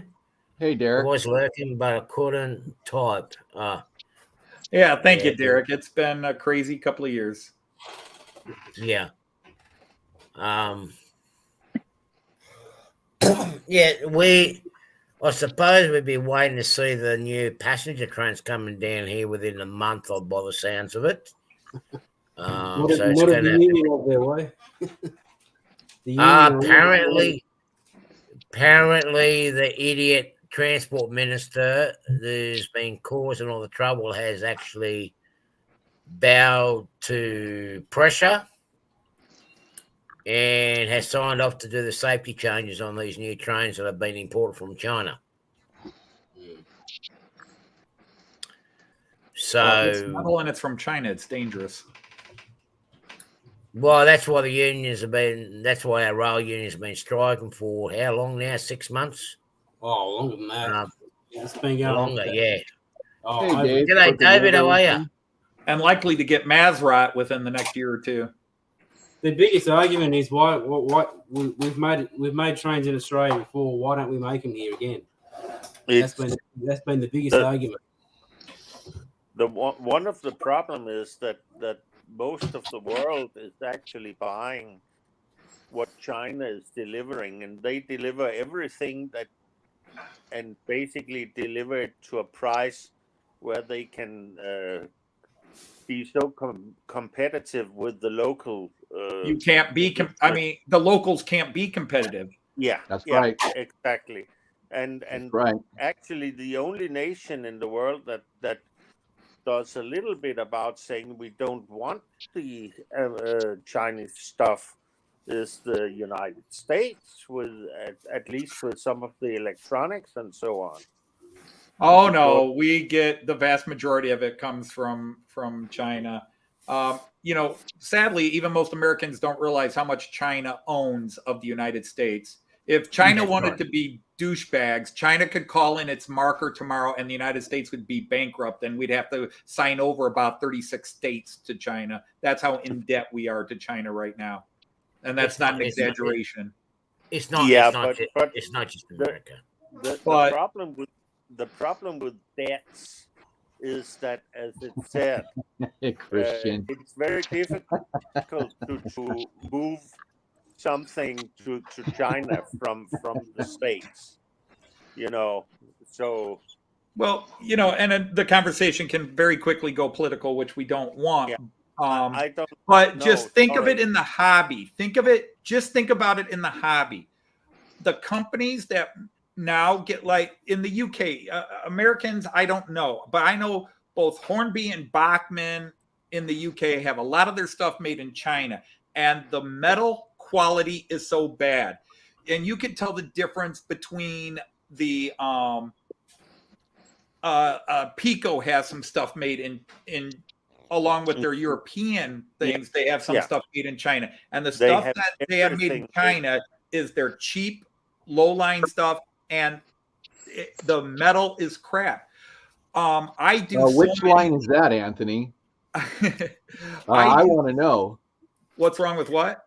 I said, what line is that Pico sends over to China? I want to know. Well, they get it from China. It's called their hobby line. Oh, okay. Yeah, I don't buy that. Pico is everything. Yeah, and by the way, this is Pico, P-I-K-O, the German company, not Pico, P-E-C-O. Oh, okay. Company. Yeah, different Pico. Yeah, it's okay. the train manufacturer, not the railway train. Pico is made in Europe, right? Is UK. UK. Yeah. Yeah, because that's what all my track is, my switches and everything.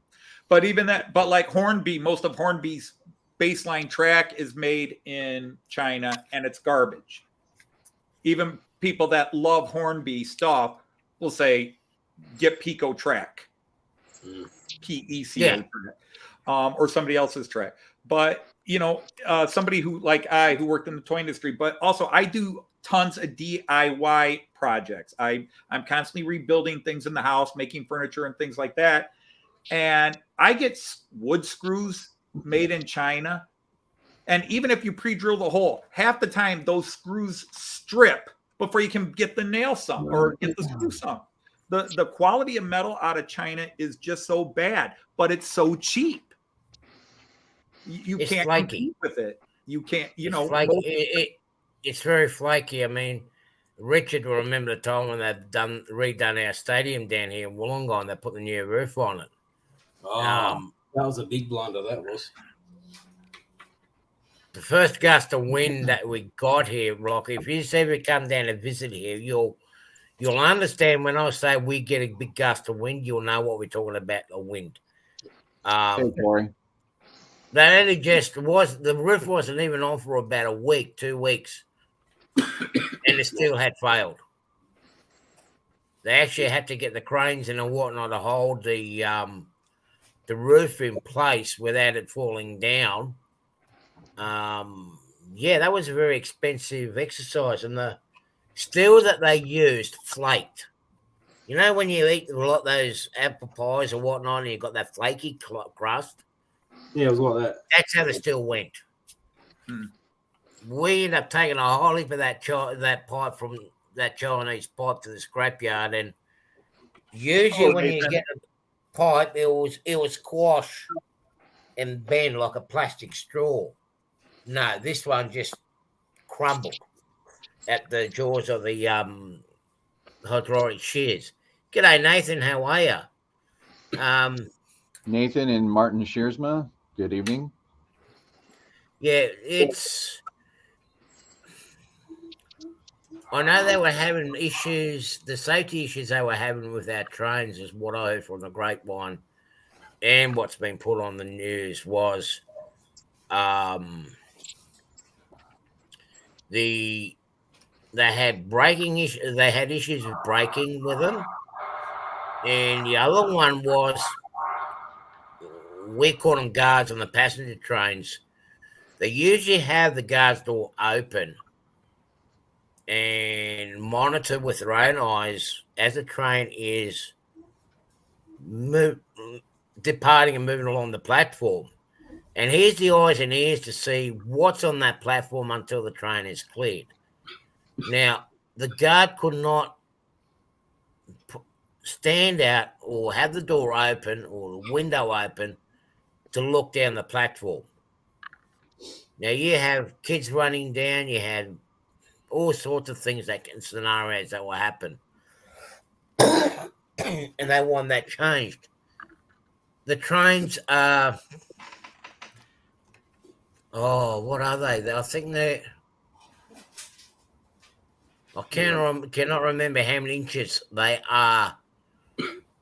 Actually, I'm gonna answer this because I get tired of this BS. 187. The president of the United States cannot personally approve any deal. It has to go through Congress, and it has to be approved by military advisors and everybody else. President Obama did not personally make that deal with China, just like President Trump didn't make those deals, just like President Biden didn't make those deals. No president has the power to make a single treaty deal on his own.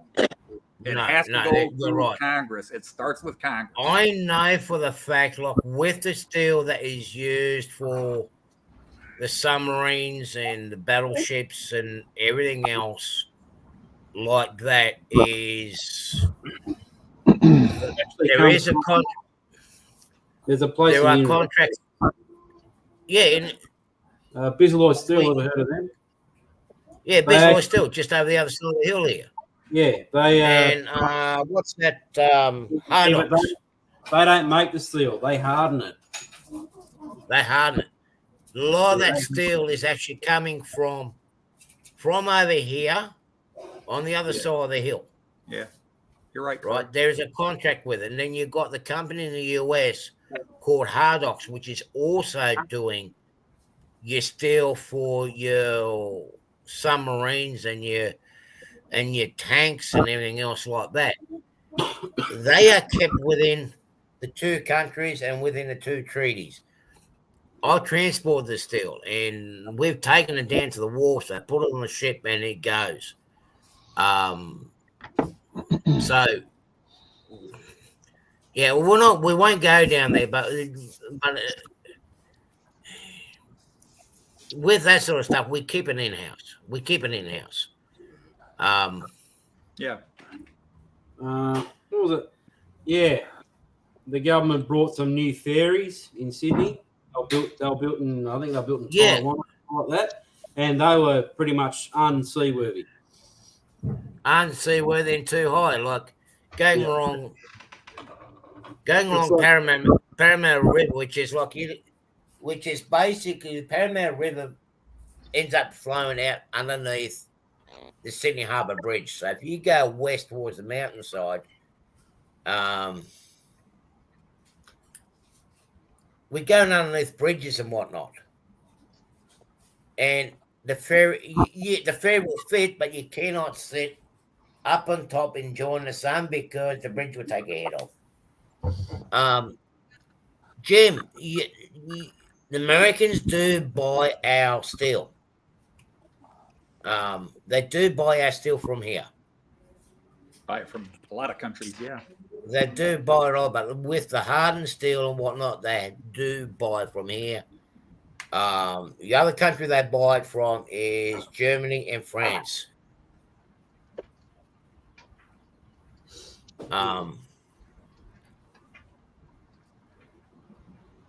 Yeah, look, let's not go into that.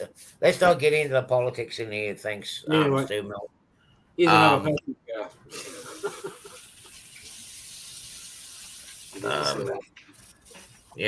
go on. Is that to add to my collection? Actually, I'm going to rebuild it. I'm going to rebuild it because I'm not too happy with it. But I have put a 3D printed interior in it. You have. Is that the right one for it? Very nice. I've got no idea, but it looks pretty close from what I've seen in photos. You know I'm taking a Mickey out of you. Yeah. You know I'm taking a Mickey out of you. It's one of Dean's 3D printed creations. It was better than what was in it. So has Dean got a 3D scanner? No, he's only got a printer, just a basic 3D printer. I think I might have to go and visit our mate down in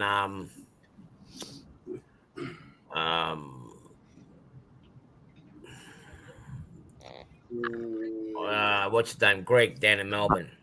I need to get in touch with him and see how he's doing. I've got to go down and see him because I know he's got a 3D scanner, because I can scan the interior of the Pacific's interior. Oh, and yeah. Some of them three are printed up. Yeah. Anyway, so actually a bit of work involved in doing that, but yeah, I'm not happy with the paint on it, so I'm going to strip it down and redo it again. It looks all right to me. Yeah, but it's got brush strokes in it, and it's not. Oh, okay. Yeah, it was one of the first ones I did, basically. So yeah, I'm going to rebuild it. Daryl, you have to Sounds get like- down from the you have to get down from the mountains and back to the coastline again. I missed the glare of the the water. He needs a city scene. He needs a city scene. Who does? Nah. My layout's all about movement. Period. You're not going to see any. Well, there's movement in the city. You're not going to see any of that here. This is just strictly about movement of products by tractor or by rail. There's no room on my layout to have cities because I have a lot of switching areas in here that I do love to switch. And just by putting a town in is just going to take up room. I mean, if I was going to model anything for fast food, it would be an In-N-Out here in Southern California. But I don't really have any place to put it. You know, but I keep threatening my wife that I'm going to blow a hole through the garage door and go into the living room. But, you know, that's another story for all of us guys. You know, you have to know when you have to. I can't do everything. Besides, I'm one of those type of people that, you know, you get too much on your layout and it looks like throw up. It does. It looks like throw up. You know, so I mean, I try to keep it as spread out as possible, you know. So you're looking at something, not looking at everything. Yeah. But I agree with you, Sean. I love that scene. I really do. I just had to mix it up a little bit. Yeah. It was just that now I have seen this train coming behind you a couple of times tonight, and I kind of missed the scene of the water. Well, the nice thing about the scene where the water is because this is a double main layout, you don't get to see the two cross each other, you know. Right. Go ahead, Artie. Yeah, so I mean, you know, there you go. I mean, but when you say that you like the shunting, do you have like a plan for it? Do you run it by freight bills or something like that? Or okay. Yeah, I have a lot of switching areas. I have a couple of videos of switching. Okay. And but like I said, I've probably got about 23, 24 industries on this layout that I do switch. It's just for me, I would rather try to do it on a live stream because it just takes too long to film. To film that, but I just enjoy sitting down with something behind me that's beautiful and it's got movement and just chatting. I mean, you know. But where'd Artie go? It's very nice to look at. Yeah. No doubt about it. It's just that I missed the reflection in the water. Yeah. If you understand what I mean. He's from Denmark. He's surrounded by water. He needs to see water or he doesn't feel right. Yeah. Hey, Anthony, actually, you know, now that I got you on, that was kind of funny because just as I was starting to type, I heard you say, my wife and I, did you notice the other night? I don't really remember which stream it was. And then you said my name and I was just typing in and I laughed. I laughed my ass off. I go, because this is going to be kind of ironic because just as you said that, I'm going to be putting in the chat. And that happened like 4 times on my chat where I mentioned somebody and they were there within 20 seconds. Trust me, Anthony, I've told you, I love your setup. I love your streams. It's just that when I'm on the road, I spent literally all day Friday on streams that people I could not hit. Oh my gosh, I was so tired by the end of that day. I just, so I was glad to hit a lot of people's streams that I couldn't normally hit, so, but I just wanted to tell you, Anthony, I copied off of what you did. I've never seen anybody else do that. And I thought, Anthony Dodge has got a great idea there to make everybody moderators because then he doesn't really have to. Yeah. It was just a weird thing that came up when Joyce and I were watching a stream together through the week. And it wound up, we were trying to remember whose it was. And then I thought, well, was it Dave and Daryl's Cab View Wednesday or whatever it's named? Because we were watching it on the big screen TV. And Joyce happened to notice, like, they're all wrenches. Everybody's got the wrench or spanner, as some people call it. And she goes, oh, somebody else, that was Joyce's comment. Somebody else does that. And she says, I thought you were the only one who ever did that. I said, well, I don't know. I mean, I'm not certainly would never take credit or blame for being the first one to do it. It's just in the train world, all the live streams I've been in for the last 4 years, I've never seen anybody else. I just noticed that when I did it as a lark, like everybody gets a spanner, everybody's a moderator and advertise. Because when I got onto live streams, there was very much prioritarian mentality. Like, don't you come on my live stream and advertise your channel. Right. My channel. Don't. And there are still a lot of guys and people like that. And I was the exact opposite. I was just like, advertise your channel, try to get subs, blah, blah, blah. Right. Go for it, post a link, do, very egalitarian, let everybody do it. And then yours was one of the first ones. And there was one other one we did see where, they're doing it too. But that person had said when they started that they were going to do it like, well, Anthony Dodge does it, I'm going to do it too. But I wouldn't even be brash enough to think somebody was, quote, copying me or taking it. It was just interesting because I wonder, just in a mock ego manner, literally a mock ego manner, it's like, did I start a trend? Well, okay, that's probably a better word. I mean, am I an influencer? Yeah, go ahead, John. I'm sorry. I'm sorry to interrupt, but Anthony, I think you underestimate yourself because actually you are a trendsetter in many ways on how what we see here on the YouTube. Also with you made the 3 or 4 tutorials about the OBS and how to set it up. Oh, there's plenty of better people than me who do that.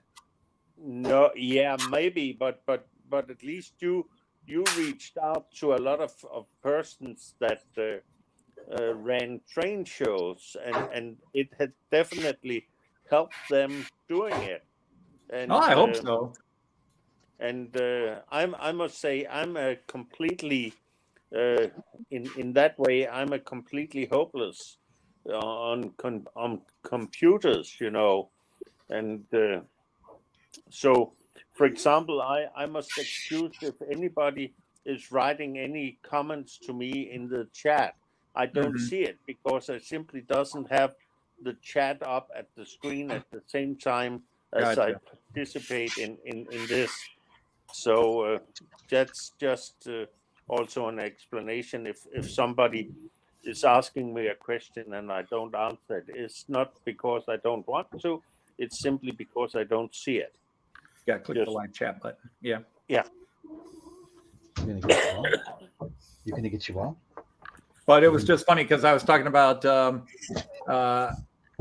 several people. I remember mentioning Alan Wiles, and all of a sudden Alan's here, and I mentioned my friend Stuart from St. Mary's Church Model Railway, and boom, he was in within 20 seconds of me mentioning him.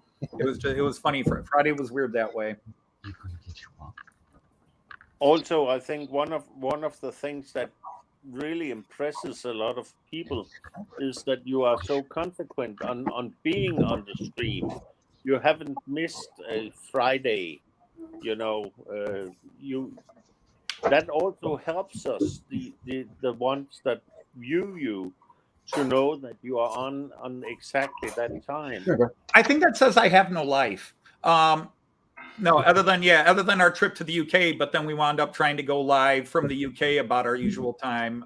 But yeah, I've got not much to do. Friday 3:30 to 5:30, or it was Friday originally. It was Friday 3:30 to 5. Then it became to 5:30. Now it's to 6 o'clock. Okay.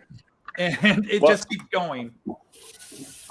Okay, you have a dog there, Daryl. I was wondering. Yeah, he loves ball. Okay.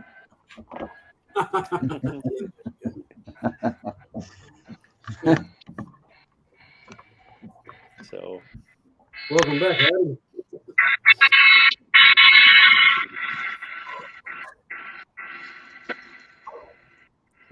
but there's one funny That sounds thing like about Rand was getting a bit horny. He's playing with his horn. No, it's not me. I had to play again because I had to let my I had to plug the DCC system up so my track cleaning car can work. And the engine I put on is my Kansas City Southern to Mexico engine, so I hadn't run it in a while. So Good night, Frank. If you're still sort of listening. All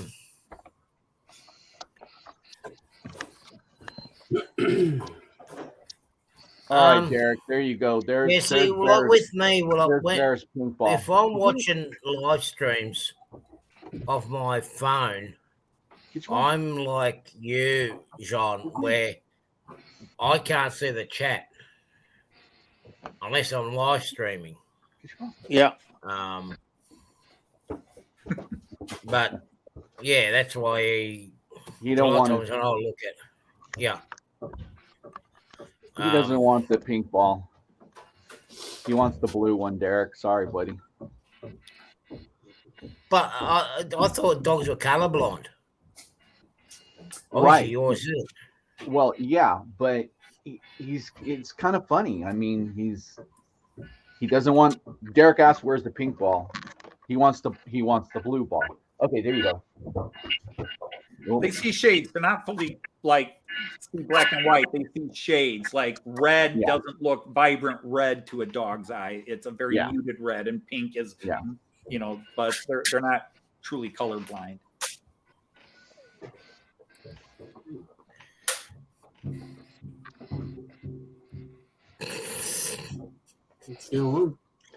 Yeah, Mystic, I'm a bit like that too, but then again, I've actually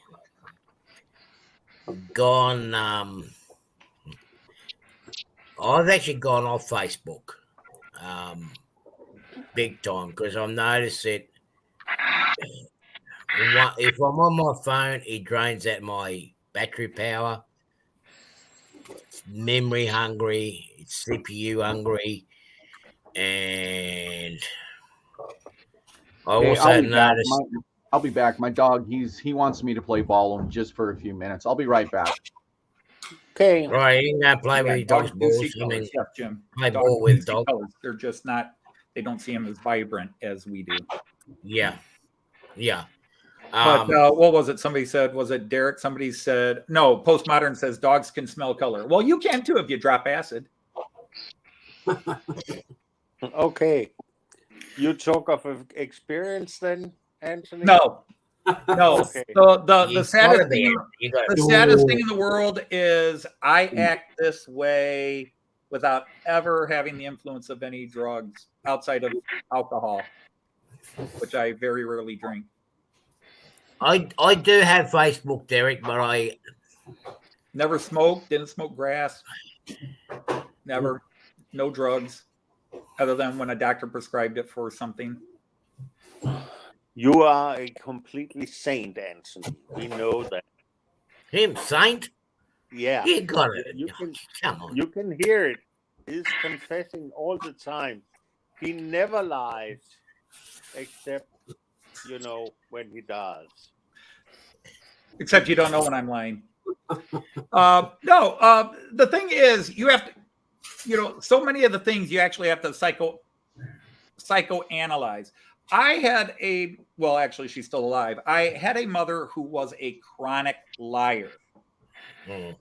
My mom lied and then had to tell lies to cover the lies she told, and she would lie in situations where you didn't need to lie. My mom was a horrific liar, and it always created so many dramas and hassles in our world. And it made me very much, I either will not say anything or I tell the truth. And if I know something, I will say what I know, or at least other people had educated me on. And if I don't know, I'll either ask or say, but yeah, that's what I say. But usually when I talk about honesty, it's like what you see on the screen is what you see off the screen. There are some people that get on in front of a camera and it's a show and they can present themselves like certain actors. You see them on TV. They always seem so nice, but then you read all the times they go out to restaurants and they treat people like crap. So the thing is, what you see on the screen is what you meet in real life. I don't have any pretenses. I am what you see, for good or for bad.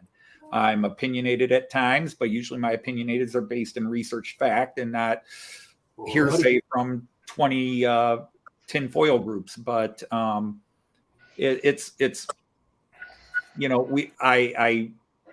can get along with anybody anywhere as long as we have a mutual respect of humanity and everything else. But I just life is too complicated for creating dramas. So I try not to, but I grew up in a neighborhood where drugs were everywhere. My sisters did drugs. And for me, it was very easy to watch and say, I saw what happened when my sister started doing these things, or I saw what happened when these kids in the neighborhood started doing these things. And it made it, in a lot of ways, easy to say no. The peer pressure was heavy.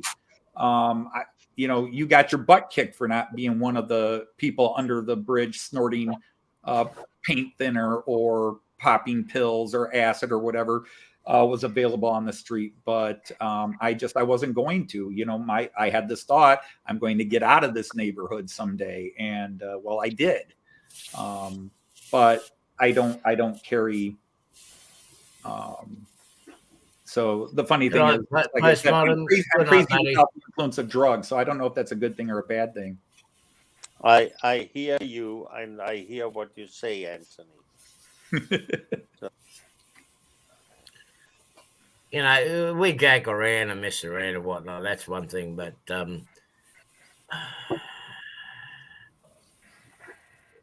plastic cup.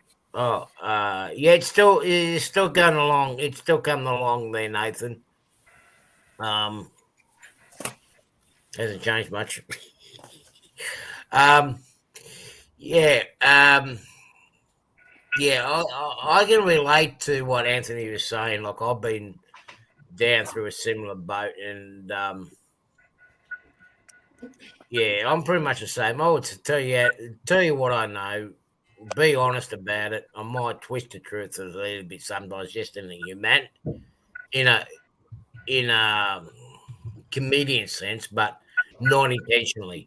G'day, Heath. How are you, buddy? Nice to see you here, bud. It's a bit late. Hello, Heath. Hey, Heath. How are you? But when you have one person that lies in the family, it gets hard, because a lot of times that illness and habit rubs off to other members of the family too, and it causes that much hassles and that much drama. Like with me myself, I mean, yes, I'm alone, but I'd rather be alone than having to put up with that drama. Yeah, and the problems that are associated with it.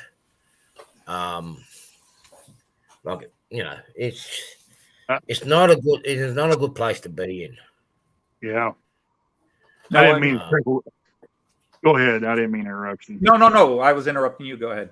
Oh, I was just going to say, I didn't mean to chuckle for a minute there, but I was just laughing what Heath said just a second ago when he said it's so weird seeing me not look like Picasso when I come on these streams anymore. So, No, now he yeah. looks more like Salvador Dali work. No, Exactly. And if anybody tells me any different, they're lying. Right, Anthony? Right. Whatever. Sounds like everyone needs a group hug. I'm not a monkey. I'm not an ape. My knuckles don't reach that far. Since he's in there, I stopped at the hobby shop at Memphis today, and they had another GG1 sitting there, an AHM GG1. It's the Spirit of 76 one. Oh, what brand is it? Christmas, Randall? Huh? Is it an old one or like an old? It looked like an old set, Richard. Yeah, It still had the original box with it, so they had it sitting behind the display case. Yeah, I've seen a guy on YouTube unbox an old Spirit of 76 GG1 that had still had the like brand new old stock. It looked like it had like the certificate and everything in it, and the big fancy 76 box and all that. And I thought, geez, well, where would you get something like that? That's brand new old stock, you know. Where did you go, Anthony? Wherever it looks really cold. That looks what? Oh, Is it the bunker? Yeah. I'm in the trenches. Well, here we might as well cover the bases. So we might as well go down to Mexico right here. So there you go. So there you go. Hey, there we go. Oh, yeah. All right. Kansas City and Southern. Yep, to Mexico. I don't know if you can see it or not, but yeah. South of the border. It's actually one of my favorite paint. Oh, schemes. yeah. It looks very much like the paint scheme that Archie is using. It's just such a gorgeous paint scheme. I've seen the real ones up close. Now, obviously, they're not nowhere near as clean as this, but they're just such great looking engines. So, all right, Jim. Good night, Jim. Good seeing you. Good night, Jim. Thank you very much for joining in. But, no, if we don't celebrate Thanksgiving here, that's one thing we don't do here. It'd be nice for some if we did have that, but our Thanksgiving or family get together is usually Christmas time. But Nathan was asking who's looking forward to Christmas. Actually, that's one part of the year. To me now, it's just a day I don't really look forward to it because I've got no one to spend Christmas with. So to me, it's just another day. Yeah, Derek, I got a Ferromex engine. It's just not out here. So there is a reason why you don't celebrate Thanksgiving in Australia. Remember, you're not pilgrims, you're inmates. Oh, yeah. Hang on. Me and my family, no, we weren't inmates. On the other hand of Richard over there, Hey, mate. that might be. No, My dad come to Australia in the 40s after the World War II. So he paid for his ticket over too. Okay. Yeah, that's right. Yeah. So our family actually paid their way here. Yeah, they didn't get the free ride. It's the same if you look upon the Americans and who is actually worthy of celebrating Thanksgiving. I don't think that many came on Mayflower that could or can trace their family back to Mayflower, and by that saying that they want to No, my great-grandfather, my great-great-great-great-great-great-great-grandfather came over 24 years after Mayflower. Okay, so even you are not allowed to. No. Yeah. Hey, look, I'm a pagan and celebrate Christmas, so I don't worry about whether I'm allowed to celebrate a holiday or not. Man, if it's going to get me some good times, I'll celebrate Chinese New Year, Hindu New Year's, whatever. I'll celebrate it if it's going to be a good time. Yeah. Well, if there's free food, I'm there. If there's free food and drinks, I'm there too. But yeah, you better hurry up and get over here, Artie. The leftovers are almost gone. I told you. But Anthony, you are not really that pagan because you celebrate Christmas. Otherwise, you would say I'm celebrating a holiday and saying happy holidays, like those that are really pagan say about. I don't think just pagans say it. I mean, Bing Crosby sang happy holidays 70 years ago. Yep. Yeah. And he was about as non-pagan as you'd get. No, it's just, I mean, if you want, I can call it Winterfest. I don't care. We celebrate. My kids got presents from Santa Claus, and we put up a Christmas tree every year. And but that's your German roots. That's the German roots, I guess. But yeah, it's no holiday is a pure holiday. It's a mixture of everything. But we just we have it. Thanksgiving. Thanksgiving is the greatest meal of the year. Thanksgiving is the greatest meal of the year. Greatest year of the meal. It's time to go to bed. It's the one time. I mean, even Christmas. Now we have basically the same thing at Christmas as we do at Thanksgiving, but Thanksgiving is the one we really, really prep for. Do everything.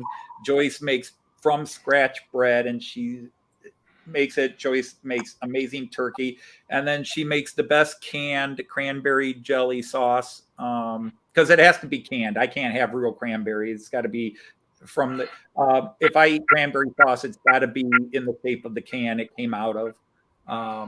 It's not real cranberry, but see, that's an American thing. You'd have to understand with Thanksgiving, the cranberry bit, but yeah, it's my favorite meal of the year, and it happens really once at Christmas. We don't put as much into it because it's usually bigger and we're having multiple meals because my daughter has a Christmas Eve party and then the family goes to like my daughter, her husband has a bit of family, my son. So by the time everybody comes over for Christmas, nobody really wants to eat because they've been eating the last 3 days. When they come over for Thanksgiving, they've been waiting all day for it. Yeah. And this guy here gives me the wrong bloody address. I gave you the correct address. You're just making excuses because your transporter didn't work. No, that's the address you got. Is that you gave me? No, that's what I put in transporter. Archie, one day we will pull his pants down and just show up and push the doorbell right before dinner. I was going to say, you're sitting there talking about pulling my pants down, and this show just went real adulterated real quick. They went south real quick. Yeah. Yeah. Okay. And I'll just say, you don't want to pull my pants down. It'll make you cry. Yeah, am I going to have to step outside or something right now? Yeah, no, you'll be right. No, you'll be right, Randall. You're safe. Have you, when you look upon us, at least the faces that we see here, if we have met, let's say, in a square, just completely without knowing each other, would any of you others think of the person in front of you as a model train guy? Probably not. No. So it's actually funny to when you get a little philosophical, and maybe I'm babbling because it's 4:15 in the morning in Denmark. No, but I don't think of them not as model trains. To be honest, Jean-Ricard, I think now, if I'm out in public, if I see people, I mean, I'm not thinking anything like, are they a model train guy? Are they a nudist? Are they, I'm not. But I have a much more open awareness that they could be. Yeah. They could be. I mean, it might be something because I a lot of you here, I can't speak for you guys, but based on what I see, I'm still I'm a 6-year-old in the hobby. Okay. Many of you grew up with it. It's been in your blood and you've got relatives and friends your whole lives that do trains. But now my ears are tuned that if I'm sitting in a restaurant and somebody's talking trains, where 7 years ago I would have just totally ignored them. They start going Amtrak. I'm like, what? Or they're like, oh yeah, I'm double O gauge. What, I'm now tuned to it. So I think that's the opposite of your question. But I think I'm more aware of it now, where when I hear people talking trains, I'm like, potential friend. Yeah. Of course, I now have to reserve from calling somebody a friend because it seems to be a death wish. But yeah, please don't refer to us as your friends. Best friend, apparently. You have a question, Anthony. You better. Mister wants to know if you own any single EMD or GE locomotives. No, everything I have is German models of German trains, and as far as I know, and Evo Jean's here, so Jean, I mean, does GE make? I mean, basically everything I have is Siemens, Trax, and Bombardier. Oh, you had a Henschel. You have the 218. Oh, the 218 is Henschel. Okay. Yeah, but I still, as far as I remember, it's a Henschel. Don't. But it's a diesel from Germany, so it's not an electromotive division or General Electric. So you don't have any of those. Right. But I don't know if there is a German locomotive, running in Germany today that is a GE made. Probably not. But some are with at least with Caterpillar diesels, with the big diesels that they make. The Märklin make a diesel locomotive in different colors for freight that is made with the American Caterpillar diesel motor in it. Okay. Or in reality is with Caterpillar motor in it. Derek asks, is this a green screen photo? No, I'm actually in the trenches and it's fucking cold. Well, put a bloody jumper on. Fine, hang on. Oh, jeez, here we go. There he goes, he's walking into his cave. That's what it looked like. That was pretty funny. Here he is, he's coming out of his cave. See, I came right out of the officer's tent. There you go. All right. Yeah. That's better. Put on your helmet. You see, the thing you don't understand if you don't know your history is that in World War I, you wanted to be sent to the Russian front. In World War I, you wanted to go to the Russian front. That was the easy one. Yeah. The Russians were lousy in World War I. Put on your helmet. You are out of uniform, Anthony. Put on your helmet. Yeah. Yeah. Good. But these are my colleagues, but they're actually dead now. They were all hit by a tank. Yeah. Yeah, we know the story behind that. He actually pushed the man in front of the tank. Yeah, of course he did.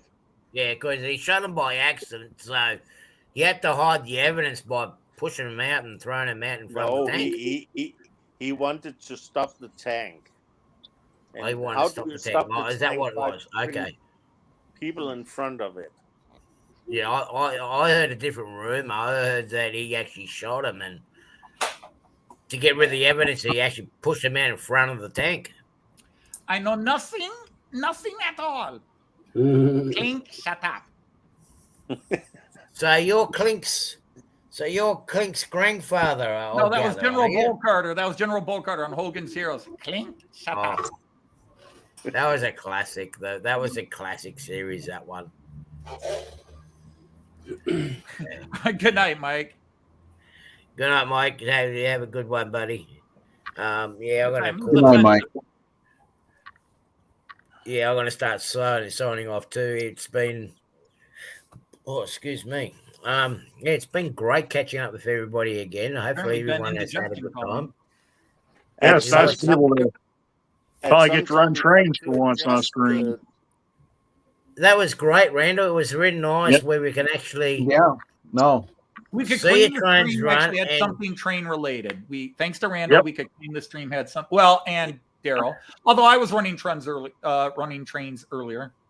we were discussing matters about trains as well, Liveries particular and passenger trains. there's and something that, in there about trains. Yeah, So we at did some not time- train. We did not train in vain. exactly, exactly. Oh, there's a double Um, entendre there, my friends. Uh-huh. Yeah, yeah. You have to Um, adjust the time of your stream, Artie, at some time. Why? Those Because sleepy Europeans. It's it's 4 in the morning over there. 20 minutes past 4 in the morning. You could at least be so decent as Anthony and stream in the evening so that it would be in the daytime here. When I start That's streaming, like, it's that's 5 like a.m. 4 his o'clock in the time. morning. Look, Then it would be Anthony that should be up at 4 o'clock in the morning. And I'm sure Joyce won't allow him to be up. Are you kidding? Joyce is out like a log at 4 in the morning. hey, he's Yeah. already in a doghouse, so I don't think he's already in a doghouse. How am I in the doghouse? How am I in the doghouse? We heard her yelling at you. No, she said I Everybody- exaggerated how slow she was, which is true. I did exaggerate, but she is slow. She was an all-city athlete in many different sports. She played basketball, volleyball, softball, track. Amazing athlete, still plays great tennis, but she will never win a race. Even if she raced her shadow with the sun in front of her, her shadow would win. Again, that was Anthony Dodge just said that. That was none of us. And the one thing I had, I was fast. Actually, for my age and size, I am still very fast. But yeah, I was a fast runner. I just didn't take the track. My dad raised me to be a football player, and so my entire life was focused on football. And then I got to high school, and they kicked me off the freshman football team. What you might is a have to. fart machine? Nathan We don't want him to Delay have a fart machine. asked No, us a no. question. No, I only do video, not audio. Now Ray's got a little audio thing. I've been debating getting a little audio soundtrack mixer, sound effects mixer, but Ray's got his little one he does. But no, I only do pictures. I just come up with all kinds of pictures. Ray's got his little one he does. I was looking at that myself, but I thought, no, I'm not going to do that. I haven't got enough room. Already got a paid game. Nobody even asked me why I got kicked off the football team. See? Well, we know. Yeah. Why do you kick off the football team? What did you do? I was gay. No, Oh, jeez. Okay. No, I was born with one kidney, and football being a very hard kind of. And true story, when I came home, because I'd played in 6 games, and then one of my coaches came in and said, "Anthony, we were just going over your medical records again. Is it true you only have one kidney?" And I said, "Yeah." And he says, "You can't play football." Ooh, okay. Since you've let me play football the last several months of practice training, I played Little League, and it says, "Yeah, but for health reasons, you cannot play football with one kidney. We can't risk you getting hit in the side or the back, and you don't have a backup, So my dad was mad at me. My dad literally, like, I was some freak mutant, and I looked at my dad because he was cussing me out so bad about getting kicked off the football team, and I said, "It was your damn DNA." And I woke up a week later. Yeah. Oh, yeah, my father was actually mad at me and it was like, Dad, it's not my fault. You and Mom smoke and drank the whole time you were pregnant with all us kids. We were going to be born messed up. Yeah. So, Well, I didn't do track, but I should have. I might have had a much longer career in sports. Although I made up for it. My entire 20s, 30s, and 40s, I played sports. Anthony, remember one thing. They are actually also the course that you are here. Those persons. Yeah. Which is a scary thought when you think about it. Yeah, yeah. Yeah. And also a little bit amazing that you have actually turned out like that. Somebody's got a sound effect machine. Oh. Not me. It's probably Randall being run over by one of his own trains. I thought we had a cougar out in front of the house again. Well,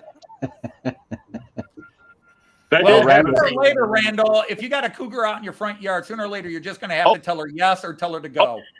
That did happen once, Nancy. We had a black, we actually had a black panther, I think, once rear up on the fence. That's been many, many years ago. Woo! Well, good night, folks. Try the veal. Yeah, he scared the old dog pretty good. So, but that is seriously a true story. That is not made up. And falling. Yeah. Anyway, guys, we're gonna go get the babes back here. I'm actually thinking, couldn't you keep on for another 35 minutes? Then it would be about time that I could go to the bakery and get. Hey, trackside Mike. Mike came back. As long as you're gonna go and get me a loaf of fresh bread. That's the biggest thing I miss about. I mean, we got a decent bakery here, but the bread is just different in Europe. It's just different. But you know, it's just having that fresh bread in the morning, that fresh hot bread, and it just comes out with butter and you Americans call it jelly, but we call it jam here for breakfast in the morning. I tell you what. Jam, jelly. Oh no, they're all different to us. There's jelly, jam, preserves. A nice piece of cheese on it. Yes, that's even better. Yeah. Or the right jelly with the right cheese. Jelly and cheese, if you get the right mix, is really good together. Actually, have you ever tried cheese and honey? Yes. That's no. In fact, good Danish cheese comes in a honey wrap. Oh, interesting. I'm talking about the honey that you. Yes, I know. Winnie the Pooh and there's one thing that my grandfather got me to try. Because there's nothing in the morning like hot cross buns. Yeah. No, there's nothing like it. No.